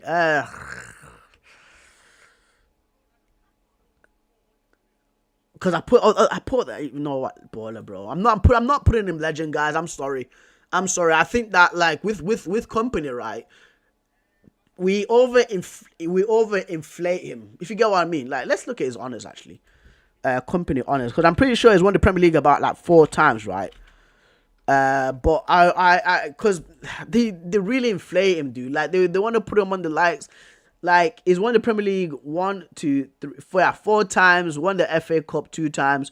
1, 2, 3, 4. Yeah, so he's won the Carabao Cup 4 times. He's won the Community Shield like twice, right? Like for me, I genuinely do think, I'm not saying this because I'm a United fan or your rivals with Man City, but I genuinely do think that Company does get overrated, bro. I genuinely do think this, man. I genuinely do think that, because sometimes like people take it too far with Company. Like, bear in mind, the guy was a CDM at first. Like, he actually came to Man City as a midfielder from Anderlecht, but I wouldn't put him on the level of your Terry's. I actually would. I think that Sol Campbell's better than him. I actually do think that Sol Campbell is better than Vincent Kompany. And people might think that I'm crazy, but I genuinely do think that. You know what I mean? Rio Ferdinand. You get me? Like Puyol, PK, Sergio Ramos, bro. Thiago Silva. Like, those are like proper like iconic centre backs. And like, again, don't get me wrong, like Vincent Kompany was sick. He was sick, but I wouldn't prop him up to that high of a level. Philipp Lahm, legend. Legend, dude. What more could be said about Philipp Lahm? Like, again, another person who can play football, can adapt as well to any system. He can play in any era. That's how good Philipp Lahm was, man. World Cup winner, Champions League winner. He's done the lot. He's completed football. Toni Kroos, goated. Toni Kroos is my guy. I ain't gonna lie, bro. I have to put him there. I have to put Toni Kroos as goated, man. Like, I've been watching Toni Kroos ever since he was at Bayer Leverkusen. Ever since Toni Kroos was on loan from Bayern Munich at Bayer Leverkusen, that's how long I've been watching this guy, bro. That's how bro, like, the sniper is so accurate for him. Like, a name, Toni Kroos, to be a nickname of the sniper is so accurate for him, bro. Like, the guy can pinpoint pick you out with the ball from anywhere. And then it comes to the shooting. The shooting that Toni Kroos had, man. Like, the trademark pass to the bottom right corner. And then, like, the laces shot outside of the box. Volleys, man. He's the most accurate shooter of the ball I've seen ever in football. And I remember people laughing at me. I was telling him that, people, you're sleeping on Toni Kroos, you know. Like, he might actually achieve more than Perla in football. And I remember one of my uni classmates, because he was Italian, laughing at me, bro. Look now. Look now, dude. That's how sick he is, bro. You know what I mean? Ball-footedness as well. Like, a guy who doesn't rely on his physicality but uses his brain to play football, man. It's like 3 steps ahead of everybody else, dude. Like, with Real Madrid, you see when he leaves the Real Madrid team this season, they're not the same team, man. They're not the same team with that man like TK8, man like Tony Kroos, bro. That is my dude. Kimmich at the moment is the same age as me, so he's almost 30 years old. Kimmich is between baller and decent. Let's see who's at decent. I want to put him at baller. I really like Kimmich. Once again, kind of he reminds me of Philip Lahm. He reminds me of Philip Lahm, man. Started off at right back at Stuttgart, and then he's played CDM sometimes for Bayern Munich, a real technical player. Love him. Marco Reus, baller. Marco Reus is a fantastic football player. I remember him when he was at Borussia Mönchengladbach on loan from Borussia Dortmund around 2011. Had a fantastic season with them on the right side, and then comes to Borussia Dortmund, like stays at Borussia Dortmund, by the way. Didn't go join Mario Götze and Robert Lewandowski and them man there, Bayern Munich, and he made a name for himself, bro. He made a name for himself, man. I love Mario. I love Marco Reus, man. Like the attributes that I had as well, like it's really rare to find like an essential attacking midfielder, like speed, shooting, and he's like got like a really like slight frame as well. You get what I mean? He's got a real slight frame too. Unreal player. Marco Verratti. Marco Verratti was really good. Man. He's that sort of guy who can control a match. And I'll give a prime example for this. The Italy game versus Liverpool. Jesus. Scousers don't count themselves English as well. That's what kills me the most. It was the Italy match versus England, right? And it was the Euros where Italy won that game. And when England first scored, because it was Luke Shaw that scored the volley, I think it was like from like a Sterling cross, right? When they scored that, like England were proper up for it. And then like Marco Verratti actually recognized this and is like, I'm just gonna take control here and slow the game down, and that's what he did. In that midfield, Verratti absolutely took over, bro. Verratti was unreal in that, and you know what? He was not doing like long range ping passes. He was just keeping it simple, taking the ball, pass side, holding onto it sometimes for a few minutes to actually kill the game. Go release. Like Verratti was so good, man, so good. But where do we put him in this tier list? Where do we put him? It's baller, man, baller. Love Verratti. Thiago Alcantara, baller. Another guy who's just born to play football. Thiago Alcantara, I'm pretty sure his dad was a professional football player. The guy is born to play football, man. Like to be born with that technical ability is scary. It's scary, man. Like a player of like Thiago Alcantara's ilk, in my opinion, should have done way more in football, bro.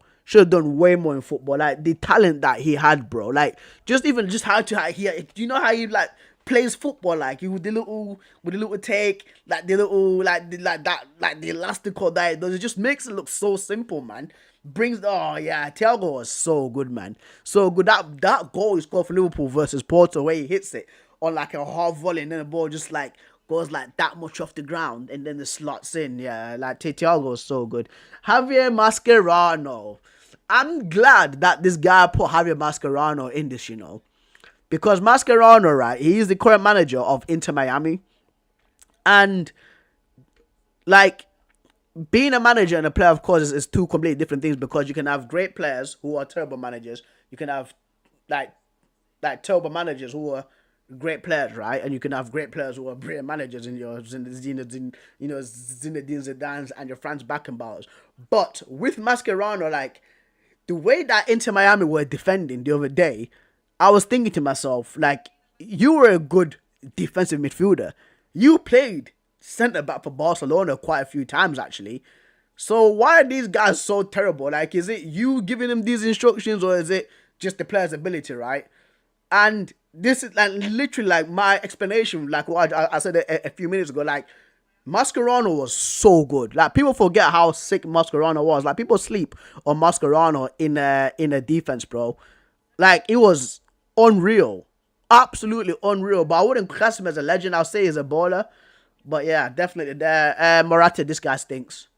This guy stinks, bro. Like, I know I've put Lukaku at decent, but Morata, wherever he's been, bro.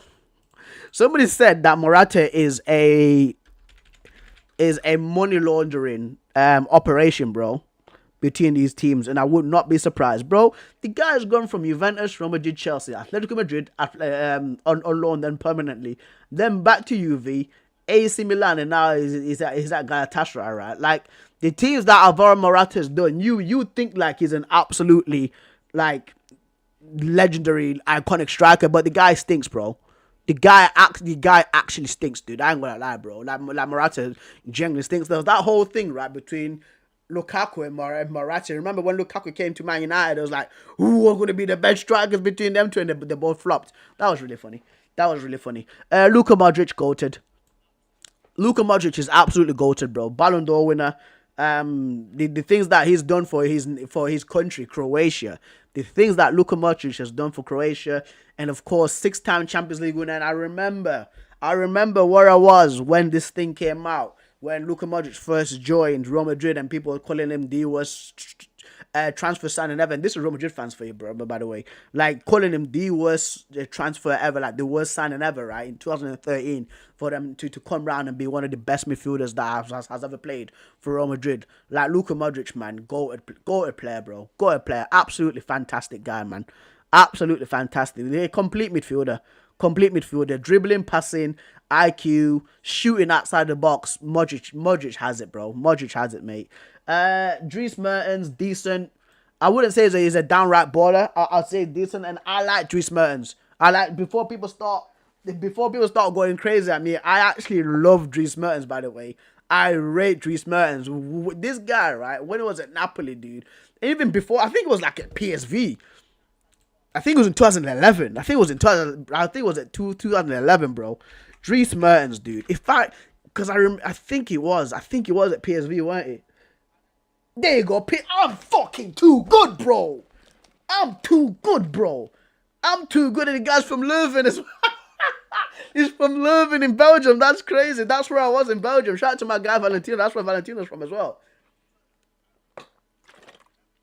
But yeah, I remember Dries Mertens when it was at PSV in 2011, bro.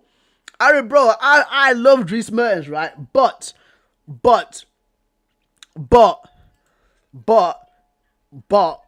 he only started popping off at Napoli, and he was brilliant at Napoli, right? But I wouldn't say he's a downright baller. I wouldn't say he was on the level of a Bernardo Silva's quality. Do you get what I mean? Like, Dries Mertens was good, but I genuinely would not say that, man. I genuinely wouldn't say he was at that baller level. Gerard Piqué, legend. And a lot of people don't like Gerard Piqué, but listen, I have to speak fact here. As a centre-back, Gerard Piqué is top tier. Is top tier, bro. And there's a little slight, there was something that was, Gerard Piqué, right, had one thing that was very underrated on, and that was his dribbling. For a centre-back, dude. The guy used to play five-a-side football, and in five-a-side football, the guy was doing mad skills, and he would actually transfer it onto the pitch as well. I don't know if you guys remember the goal versus Inter Milan in 2010, where I think it was against Christian Kivu, who's currently the manager of Inter Milan right now. He absolutely spun him. It was like, I think it was like they were losing like 3-1 or 2-1 or something like that to Inter Milan, and Gerard Piqué did like some sort of like spin thing, and he scored a goal, right? Like, Piqué's dribbling is very underrated. Guys, go check him out in like five-a-side football. Please go check out Gerard Piqué in five-a-side football, bro. Like, Gerard Piqué was so good. Was absolutely good, bro. Like, and of course, things he has won as well. He's won the Premier League with Manchester United too. I'm pretty sure he's won the Champions League with Man United as well, because he was with us in 2008, the season before he went to Barcelona and won the trouble with Pep, man. Like, people sleep a lot on Piqué, fam, and that is not me. Thiago Silva, legend. I love Thiago Silva. I think that is better than Vincent Kompany. I think that Thiago Silva is better than Vincent Kompany, bro. His longevity as well is way longer than Vincent Kompany, dude. Like, Thiago Silva for me is absolutely fantastic. The guy was 40 years old, bro, still balling out at Chelsea. That's crazy, bro. That's some next genetics. That is some absolutely next genetics. Human Son, I love Son, baller, dude. And you know what, right? Like, you know when Man United lost the Europa League final versus Spurs, I was there was one guy out of literally I was fuming that we lost, right? But there was one guy that I was happy for in that Tottenham team, and that's Heung-min Son, because Heung-min Son was one of these players that I've been watching ever since he was at Hamburg. In the Bundesliga, the guy was an absolute nightmare for Borussia Dortmund. He was piecing them up, bro. Left foot, right foot shooting outside of the box as well. Like pinpoint shooting, man. Like Sonny, bro. Son Alder, man. I love this guy, bro. I love this guy. I generally never met anybody that hates Heung-min Son unless you're an Arsenal fan. But anybody else, like for me, like I love Heung-min Son. Jamie Vardy. Jamie Vardy is a real difficult one because the thing is with Jamie Vardy, like he came into the game pretty late. He started popping off around like 27, 28 years old. You get what I mean? In the Premier League around 2015, 14, when it was at Leicester. But the thing is, he's achieved in the Premier League crazy. FA Cup winner, Premier League winner. I'm pretty sure he's still got the record for the most consecutive goals scored, in it, by any player in the Premier League. He beat Ruud van Nistelrooy's record, which is 10 games. I think he's only like 11 goals, right? And the way he just looks after himself as well. Like people see Jamie Vardy as this chavvy guy, but like when you listen to him speak and you say this is actually a proper professional. This is actually like a proper professional football player.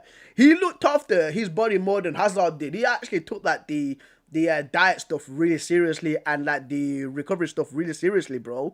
You get what I mean? And the goals again, he's in the Premier League 100 club. He scored over 100 Premier League goals, bro. So where do we put Jamie Vardy though? Where do we put Jamie Vardy, mate? Where do we put Jamie Vardy, man? Where did we put him, man? Because, like, Lukaku's got more goals than him. You get what I mean? Dries Mertens was also good. James, Higuain, such a legendary striker. He's got more goals than Jamie Vardy. Where do we put him? Where do we put Jaime Vardy? Where do we put him, man? I'm so stuck on this one. Bro. You know what, right? You know what? Just because it's from Sheffield, bro, I'm going to put him at baller level. I'm going to put him at baller, man. Luis Suarez, goated. Luis Suarez is goated, bro. I came out with a video, literally today, because there was somebody speaking about Luis Suarez or Thierry Henry, and I was saying Thierry Henry is better than Luis Suarez, right? And I still stand by that. Because the things that Thierry Henry has done in football, bro, like the accomplishments, even just like his style of play, I love Henry. Like he was a terrorist, bro. He was a Premier League terrorist, the greatest Premier League player I've seen of all time, right? But I'm not taking anything from Luis Suarez. Luis Suarez is absolutely fantastic. He's absolutely fantastic, dude. Like if Cristiano Ronaldo or Lionel Messi were not around in the 2010s, Luis Suarez would 100% would have a Ballon d'Or, bro. He would 100% have a Ballon d'Or, man. Like, even just the desire to win. The guy bites people, for goodness sake, bro. The guy bites people. That's how high his desire is to win. That's how massive his desire is to win, guys. Like, this dude bites people, man. He bites people, bro. But it's even like calling for handballs. He's calling for handballs, right? He's calling for handballs when he's even a goalkeeper, dude. Through winner. Iron Robin, legend. I have to put Iron Robin at legendary status, in my opinion, man. Iron Robin, like, yeah. Number 16 at Chelsea when he still had hair. Went to Real Madrid, did alright, and then at Bayern Munich, that's where everything clicked for him. That's where everything clicked for a man like Iron Robin, bro. What a player he is. What a player he is. Wayne Rooney, legend. Wayne Rooney is a through and through legend, bro. And people right now disrespect to Wayne Rooney a lot because there's a lot of young kids that never seen Wayne Rooney play, and people forget how good, like how sick Wayne Rooney was. And if you had like 11 Wayne Rooneys playing for you in a team, if you had a team of 11 Wayne Rooneys, trust me, it's an issue, bro. Like one Wayne Rooney was enough for it, was too much already, man. Like, the guy just enjoyed football. You get what I mean? He didn't care how many goals he scored. And he could have scored more goals for Man United, but he just didn't care about how many goals he scored because he just wanted to actually enjoy football. You get what I mean? So, yeah, shout out to man like Wayne Rooney. Paul Pogba, baller. Paul Pogba could have been at that goated level. Like Paul Pogba could have been at that goated level, right? But again, it's the whole circumstances of Man United and the injuries as well for Paul Pogba. Like Paul Pogba, of course, like at Juventus, he's also won the league with Juventus, won the World Cup with France, right? But like the attributes that Paul Pogba has for a midfielder, he should have been up there in goal level, bro. Should have been up there in goal level, fam. But anyway, it's just him coming to Man United, man. Like, what more could we say? Ivan Rakitic, baller. Definitely a baller, man. Like people forget about Ivan Rakitic, man. He did very well in replacing Xavi, in that Barcelona 3, because when Xavi left, people were thinking like, what's gonna happen? And then Ivan Rakitic came in and slotted in really well, man. Worked really well with Iniesta and Busquets. I'm pretty sure he won the Champions League as well with Barcelona too. So shout out to him. Kyle Walker, I'm gonna put him at baller. Same thing with Trent Alexander-Arnold. England right backs offer two completely different playing styles. Kyle Walker relies more on his physicality, real speedster. You know what I mean? Lights bombing down that right side of the pitch, right? While Trent Alexander-Arnold is one of the best passers I've seen in the Premier League ever. On corners, disgusting. Set pieces, disgusting. Shooting's disgusting, right? But he's not a real like physical, like specimen kind of player like Kyle Walker is, and he's not got the speed that Kyle Walker has. If Trent Alexander-Arnold had the speed that Kyle Walker had, he would be the greatest English right back of all time. I'm actually being serious, bro. That's all what's missing with Trent. If Trent had the speed that Kyle Walker had, oh my days, bro. Especially for a modern day fullback, we'd be finished. We would absolutely be finished. Right, I think that's Vinicius Jr. Vinny Jr. is going to go in baller category at the moment right now. I don't think he's done enough to become a legend in my opinion. As of yet, of course, he is a 2-time Champions League winner, right? And they still got more to go in his game. And yeah, but I think by the time that he finishes football, he's definitely going to be a legend. But if he continues the same way, Virgil van Dijk already a legend, bro. Like Virgil van Dijk is so good. He's so good. I place him above Vincent Kompany, by the way. I place Van Dijk above Vincent Kompany. People about say, why do you do that, President? Because I think, like, I've been watching him ever since he was at Celtic. The first game that I seen Virgil van Dijk play football was for Celtic, and Man scored a free kick.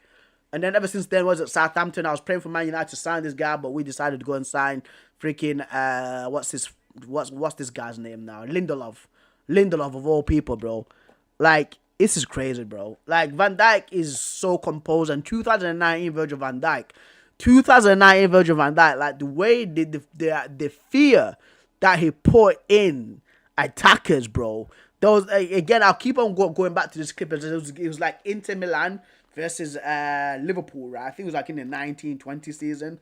And it was with Lautaro Martinez was 1-on-1 with Van Dijk. And a guy like Martinez was like, he froze, bro.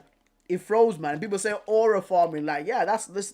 Van Dijk has. Then I hate using this word because for me, whenever I think of aura, I always think of Lucario from freaking Pokemon. But like, yeah, he's got that aura around him, bro. This is what it is, man. This is what it is, bro. Like, Van Dijk is an absolute demon. Federico Valverde, a baller, another complete player in my opinion. Another complete player. Central midfielder. But can play anywhere. This guy could play in strike, bro, and still get goals, man. That's how good his all-round game is. For me, he's one of Madrid's underrated players. And I was genuinely like, if I was like a director of football, I'll be the sneakiest director of football ever, man.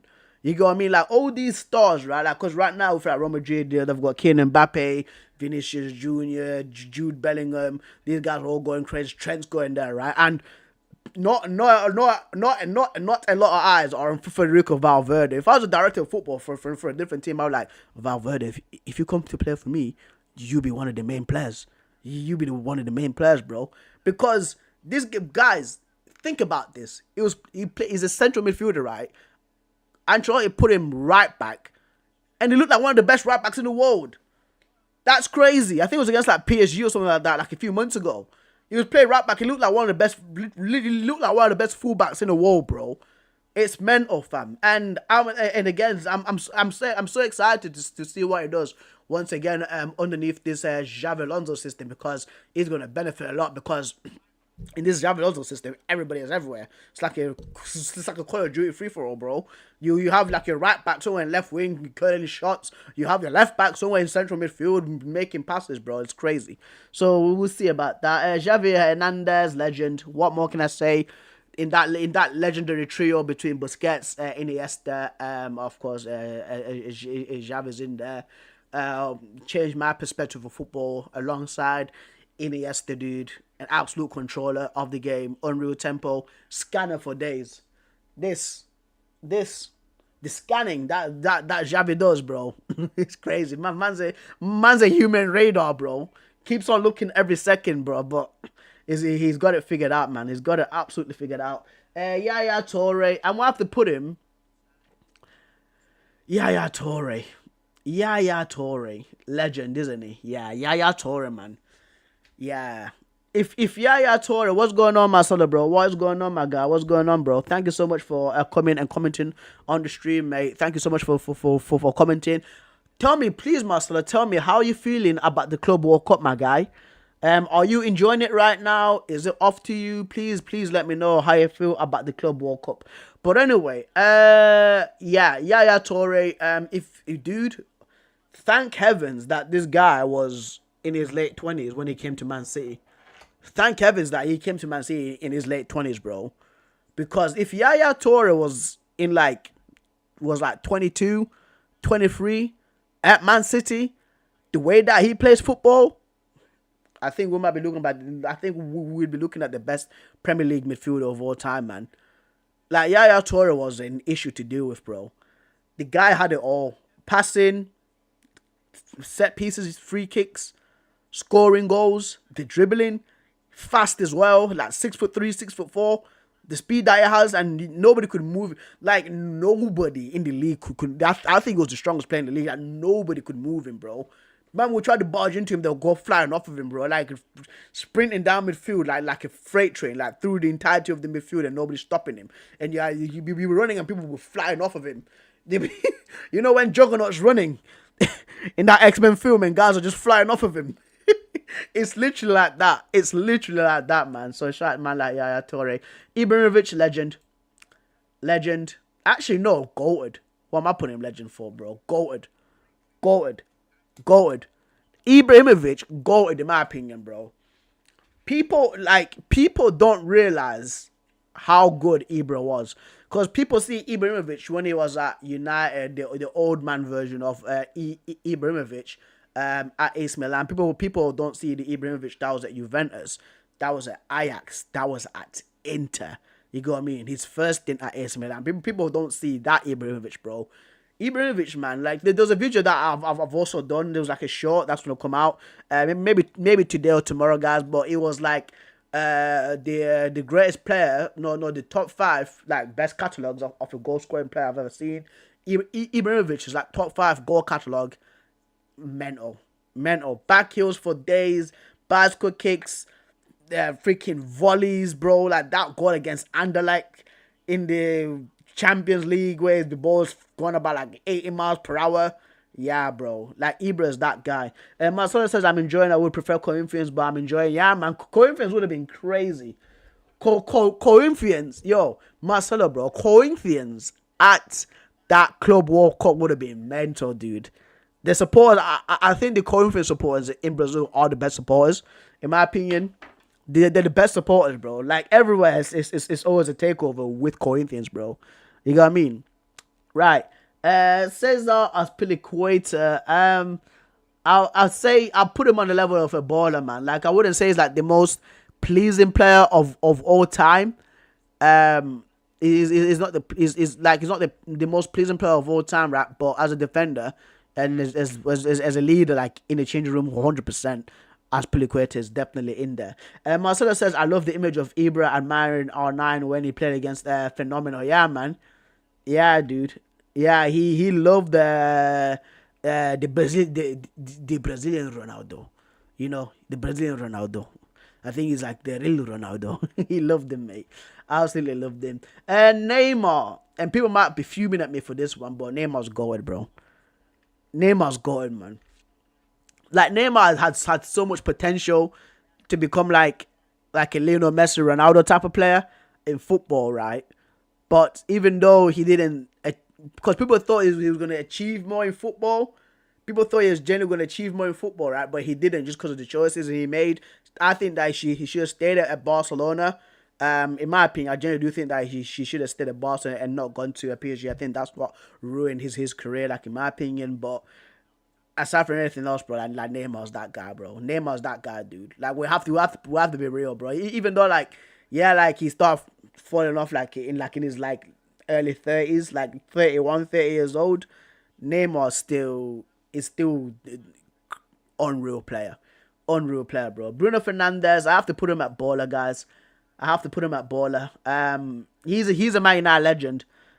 Like, I have to say that Bruno's a Man United legend. Even though I've had some my gripes with Bruno, right? It's just that one gripe where he has a moment of madness, and it's just that randomness of just kicking the ball away. That's my only thing with Bruno. But Bruno, everything he's done in football is crazy, especially for Man United, bro. Like, he's been a shining light in a terrible time for Manchester United. According to some website, had more 65k supporters in Japan 2012 than the Club World Cup. I'll not be surprised, bro. I'll not be surprised, bro. You Corinthians guys, bro. You guys go everywhere, bro. You guys actually go everywhere. I would not be surprised, Marcelo. I'd actually not be surprised, man. You get what I mean? We need some atmosphere as well. We need some atmosphere too in the stadium. We need some atmosphere too in the stadium, bro. And Corinthians definitely would have brought that. Karim Benzema, legend, Ballon d'Or winner. Even way before 2012, in 2009, Karim Benzema was popping off, man. At Lyon, a young Benzema. Yeah, unreal player. Bonucci, legend. Unfortunately, so. Unfortunately, I'm not Bonucci's biggest fan, but I have to pay respect to a player like Bonucci, even though he's out here cleaning out some poor girl in Soccer Age yesterday, bro. Like Bonucci has to be like in that legendary category, man. Brilliant player. Dani Alves, legend. I think he's the greatest. He's my favorite right back of all time. Like, when I grew up playing football, of course, I was like a right back CDM, right? And Dani Alves was one of the models that actually tried to model my game after, bro. Like, crazy player, bro. Absolutely crazy player. I think he's still the player that's won the most trophies in football, isn't he? Dani Alves. I think he's like 40 odd trophies, bro. Dani Alves has won a lot of trophies. Edison Cavani, baller. Palermo, Napoli, Paris Saint-Germain. You know what I mean? Didn't do well at Manchester United, but yeah, still played well. Chiellini, legend. Bonucci and Chiellini, bro. Bonucci and Chiellini together, deadly alliance. Deadly alliance, bro. Chiellini was fast as well when he was younger. Chiellini was really fast when he was younger too, and it's way before 2012 as well. Like, people remember, like people forget, like Chiellini started playing football around like 2002 or something like that, bro. People forget that Chiellini played football way before 2012, man. 2000 at Livorno. 2000 at Livorno, bro. That people forget that about Giorgio Chiellini, bro. Right. Thomas D. Muller, legend. Again, people ask, what does Thomas Muller do? And that Bayern Munich, what does Thomas Muller do, bro? Like, Thomas Muller has been one of Bayern Munich's most important players since 2010. Centre forward, could play on the right wing when he was younger. Central attacking midfielder, coming up with important goals, making late runs into the box, man. Like you have to watch Thomas Muller to know what he does, bro. You get what I mean? Pedro, I'll put him at baller, guys. I'll put Pedro at baller. Don't get me wrong, yeah, he scored a lot of important goals, and he's again won a lot of things, right? But I wouldn't say he's a downright legend. I wouldn't say he's on that level of your Agueros. I would say Hazard's better than him, guys. I genuinely would, bro. You get what I mean? So yeah, Robin, Same position. Yeah, definitely. Icardi, we've already done Icardi. I'm going to put him at this decent. Jude Bellingham, still a young guy. 20 years, 20 years old, 21 years old. Already a baller. Already unreal. Already unreal, mate. Unreal player. There's so much more that he's going to do in football. Of course. Willian, it was decent. I wouldn't say like a really good player. I put Alexis Sanchez in front of Willian, in my opinion. I think that Alexis Sanchez is better than Willian. I would say Griezmann's better. Bernardo Silva, Coutinho on his day was definitely better, bro. So yeah, he's definitely going at decent. Lautaro Martinez, we've already done him before. Where is he? He's right there. Lautaro Martinez is right there. Sergio Ramos, he is going up here. Goated, bro. I think Sergio Ramos is the greatest centre back of his generation. I'd say, like, who can I say is the last real class one?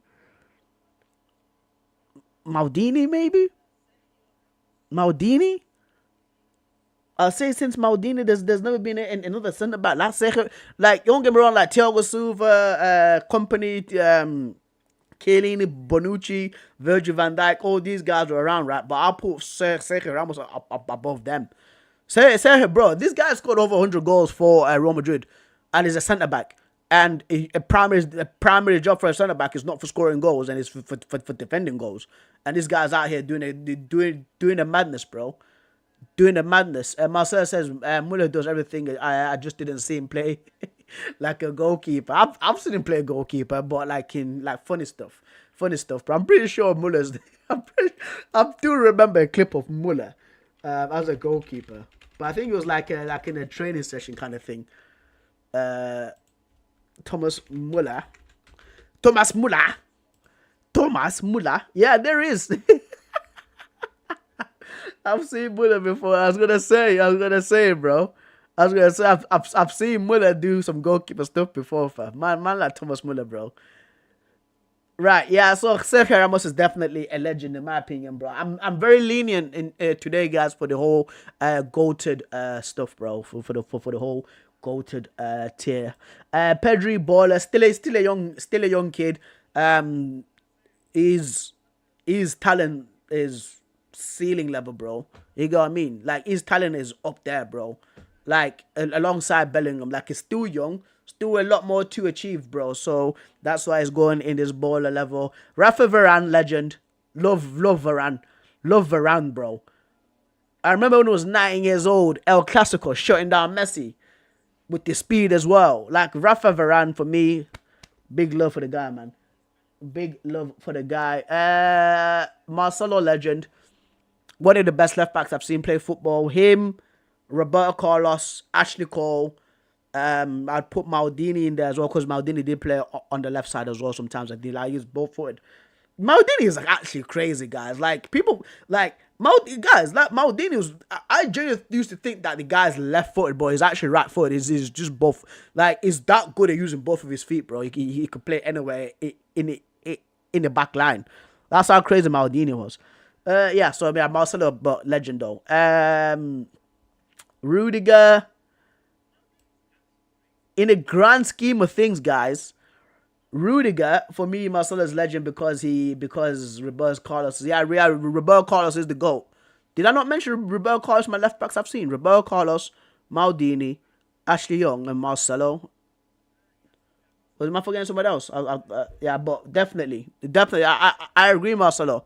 I agree, bro. Like, I love Roberto Carlos. I need to make a video on Roberto Carlos, by the way.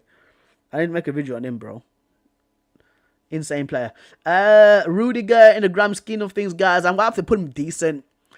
For me, I think he's only had one good season so far with Real Madrid, and that was last season. I don't know if you guys remember the one where they won the Champions League. Yeah, it was last season, wasn't it? But yeah, that's what I can remember him for. Marquinhos, legend. Does he go in legend? Nah, baller. Yeah, like, he's very loyal to PSG, and he's been a very good servant for PSG, right? But he doesn't really put him up at that level in my opinion. So yeah, but guys, that is the tier list. That is the tier list. So these is the tier list. There's about 1, 2, 3, 4, 5, 6, 7, 8, 9, 10 guys in that go-to category, and as you can see right there, please, there's only one person in that this guy stinks tier, and that's Morata. Right, Farhan says, bro, I'm going through some deep mental health shit, but hey guys, what's wrong, dude? What's wrong, fam? How you doing, bro? Please tell us what's wrong, bro. Do you feel comfortable in sharing, fam? Do you feel comfortable in sharing, bro? Do you feel comfortable in sharing, bro? If you want, message me on Insta. If you got Instagram, bro, message me on Insta, bro. Because yeah, man, I actually care about my subscribers, bro. And you're always here supporting your lads. So please let me know, fam. Please let me know, bro. Like, I'm actually being deadly serious, by the way, fam. Please send me a message on Instagram, dude. Please, lad. Please let me know, mate. Please let me know. For me, Viva decent. Tell me what's wrong, fam. Like, is it school? Is it work? Message me on Insta, please, lad.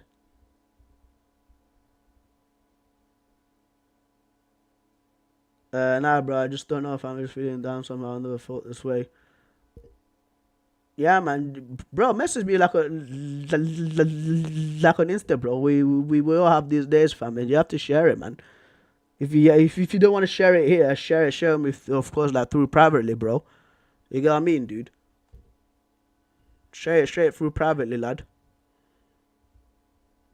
Are you having like girl troubles? You get what I mean? Is it uni work, football? Where is it? You going through an injury? Message me on Instagram. It's right there, bro. Message me on my private one, which is Prixton. Well, because my name's Priston, but I spell it with an X instead of an S. Yeah, that's the one, lad. Yeah, that's the one. Message me on that one, bro. I'm pretty sure it's on private, and then we can speak in it, fam.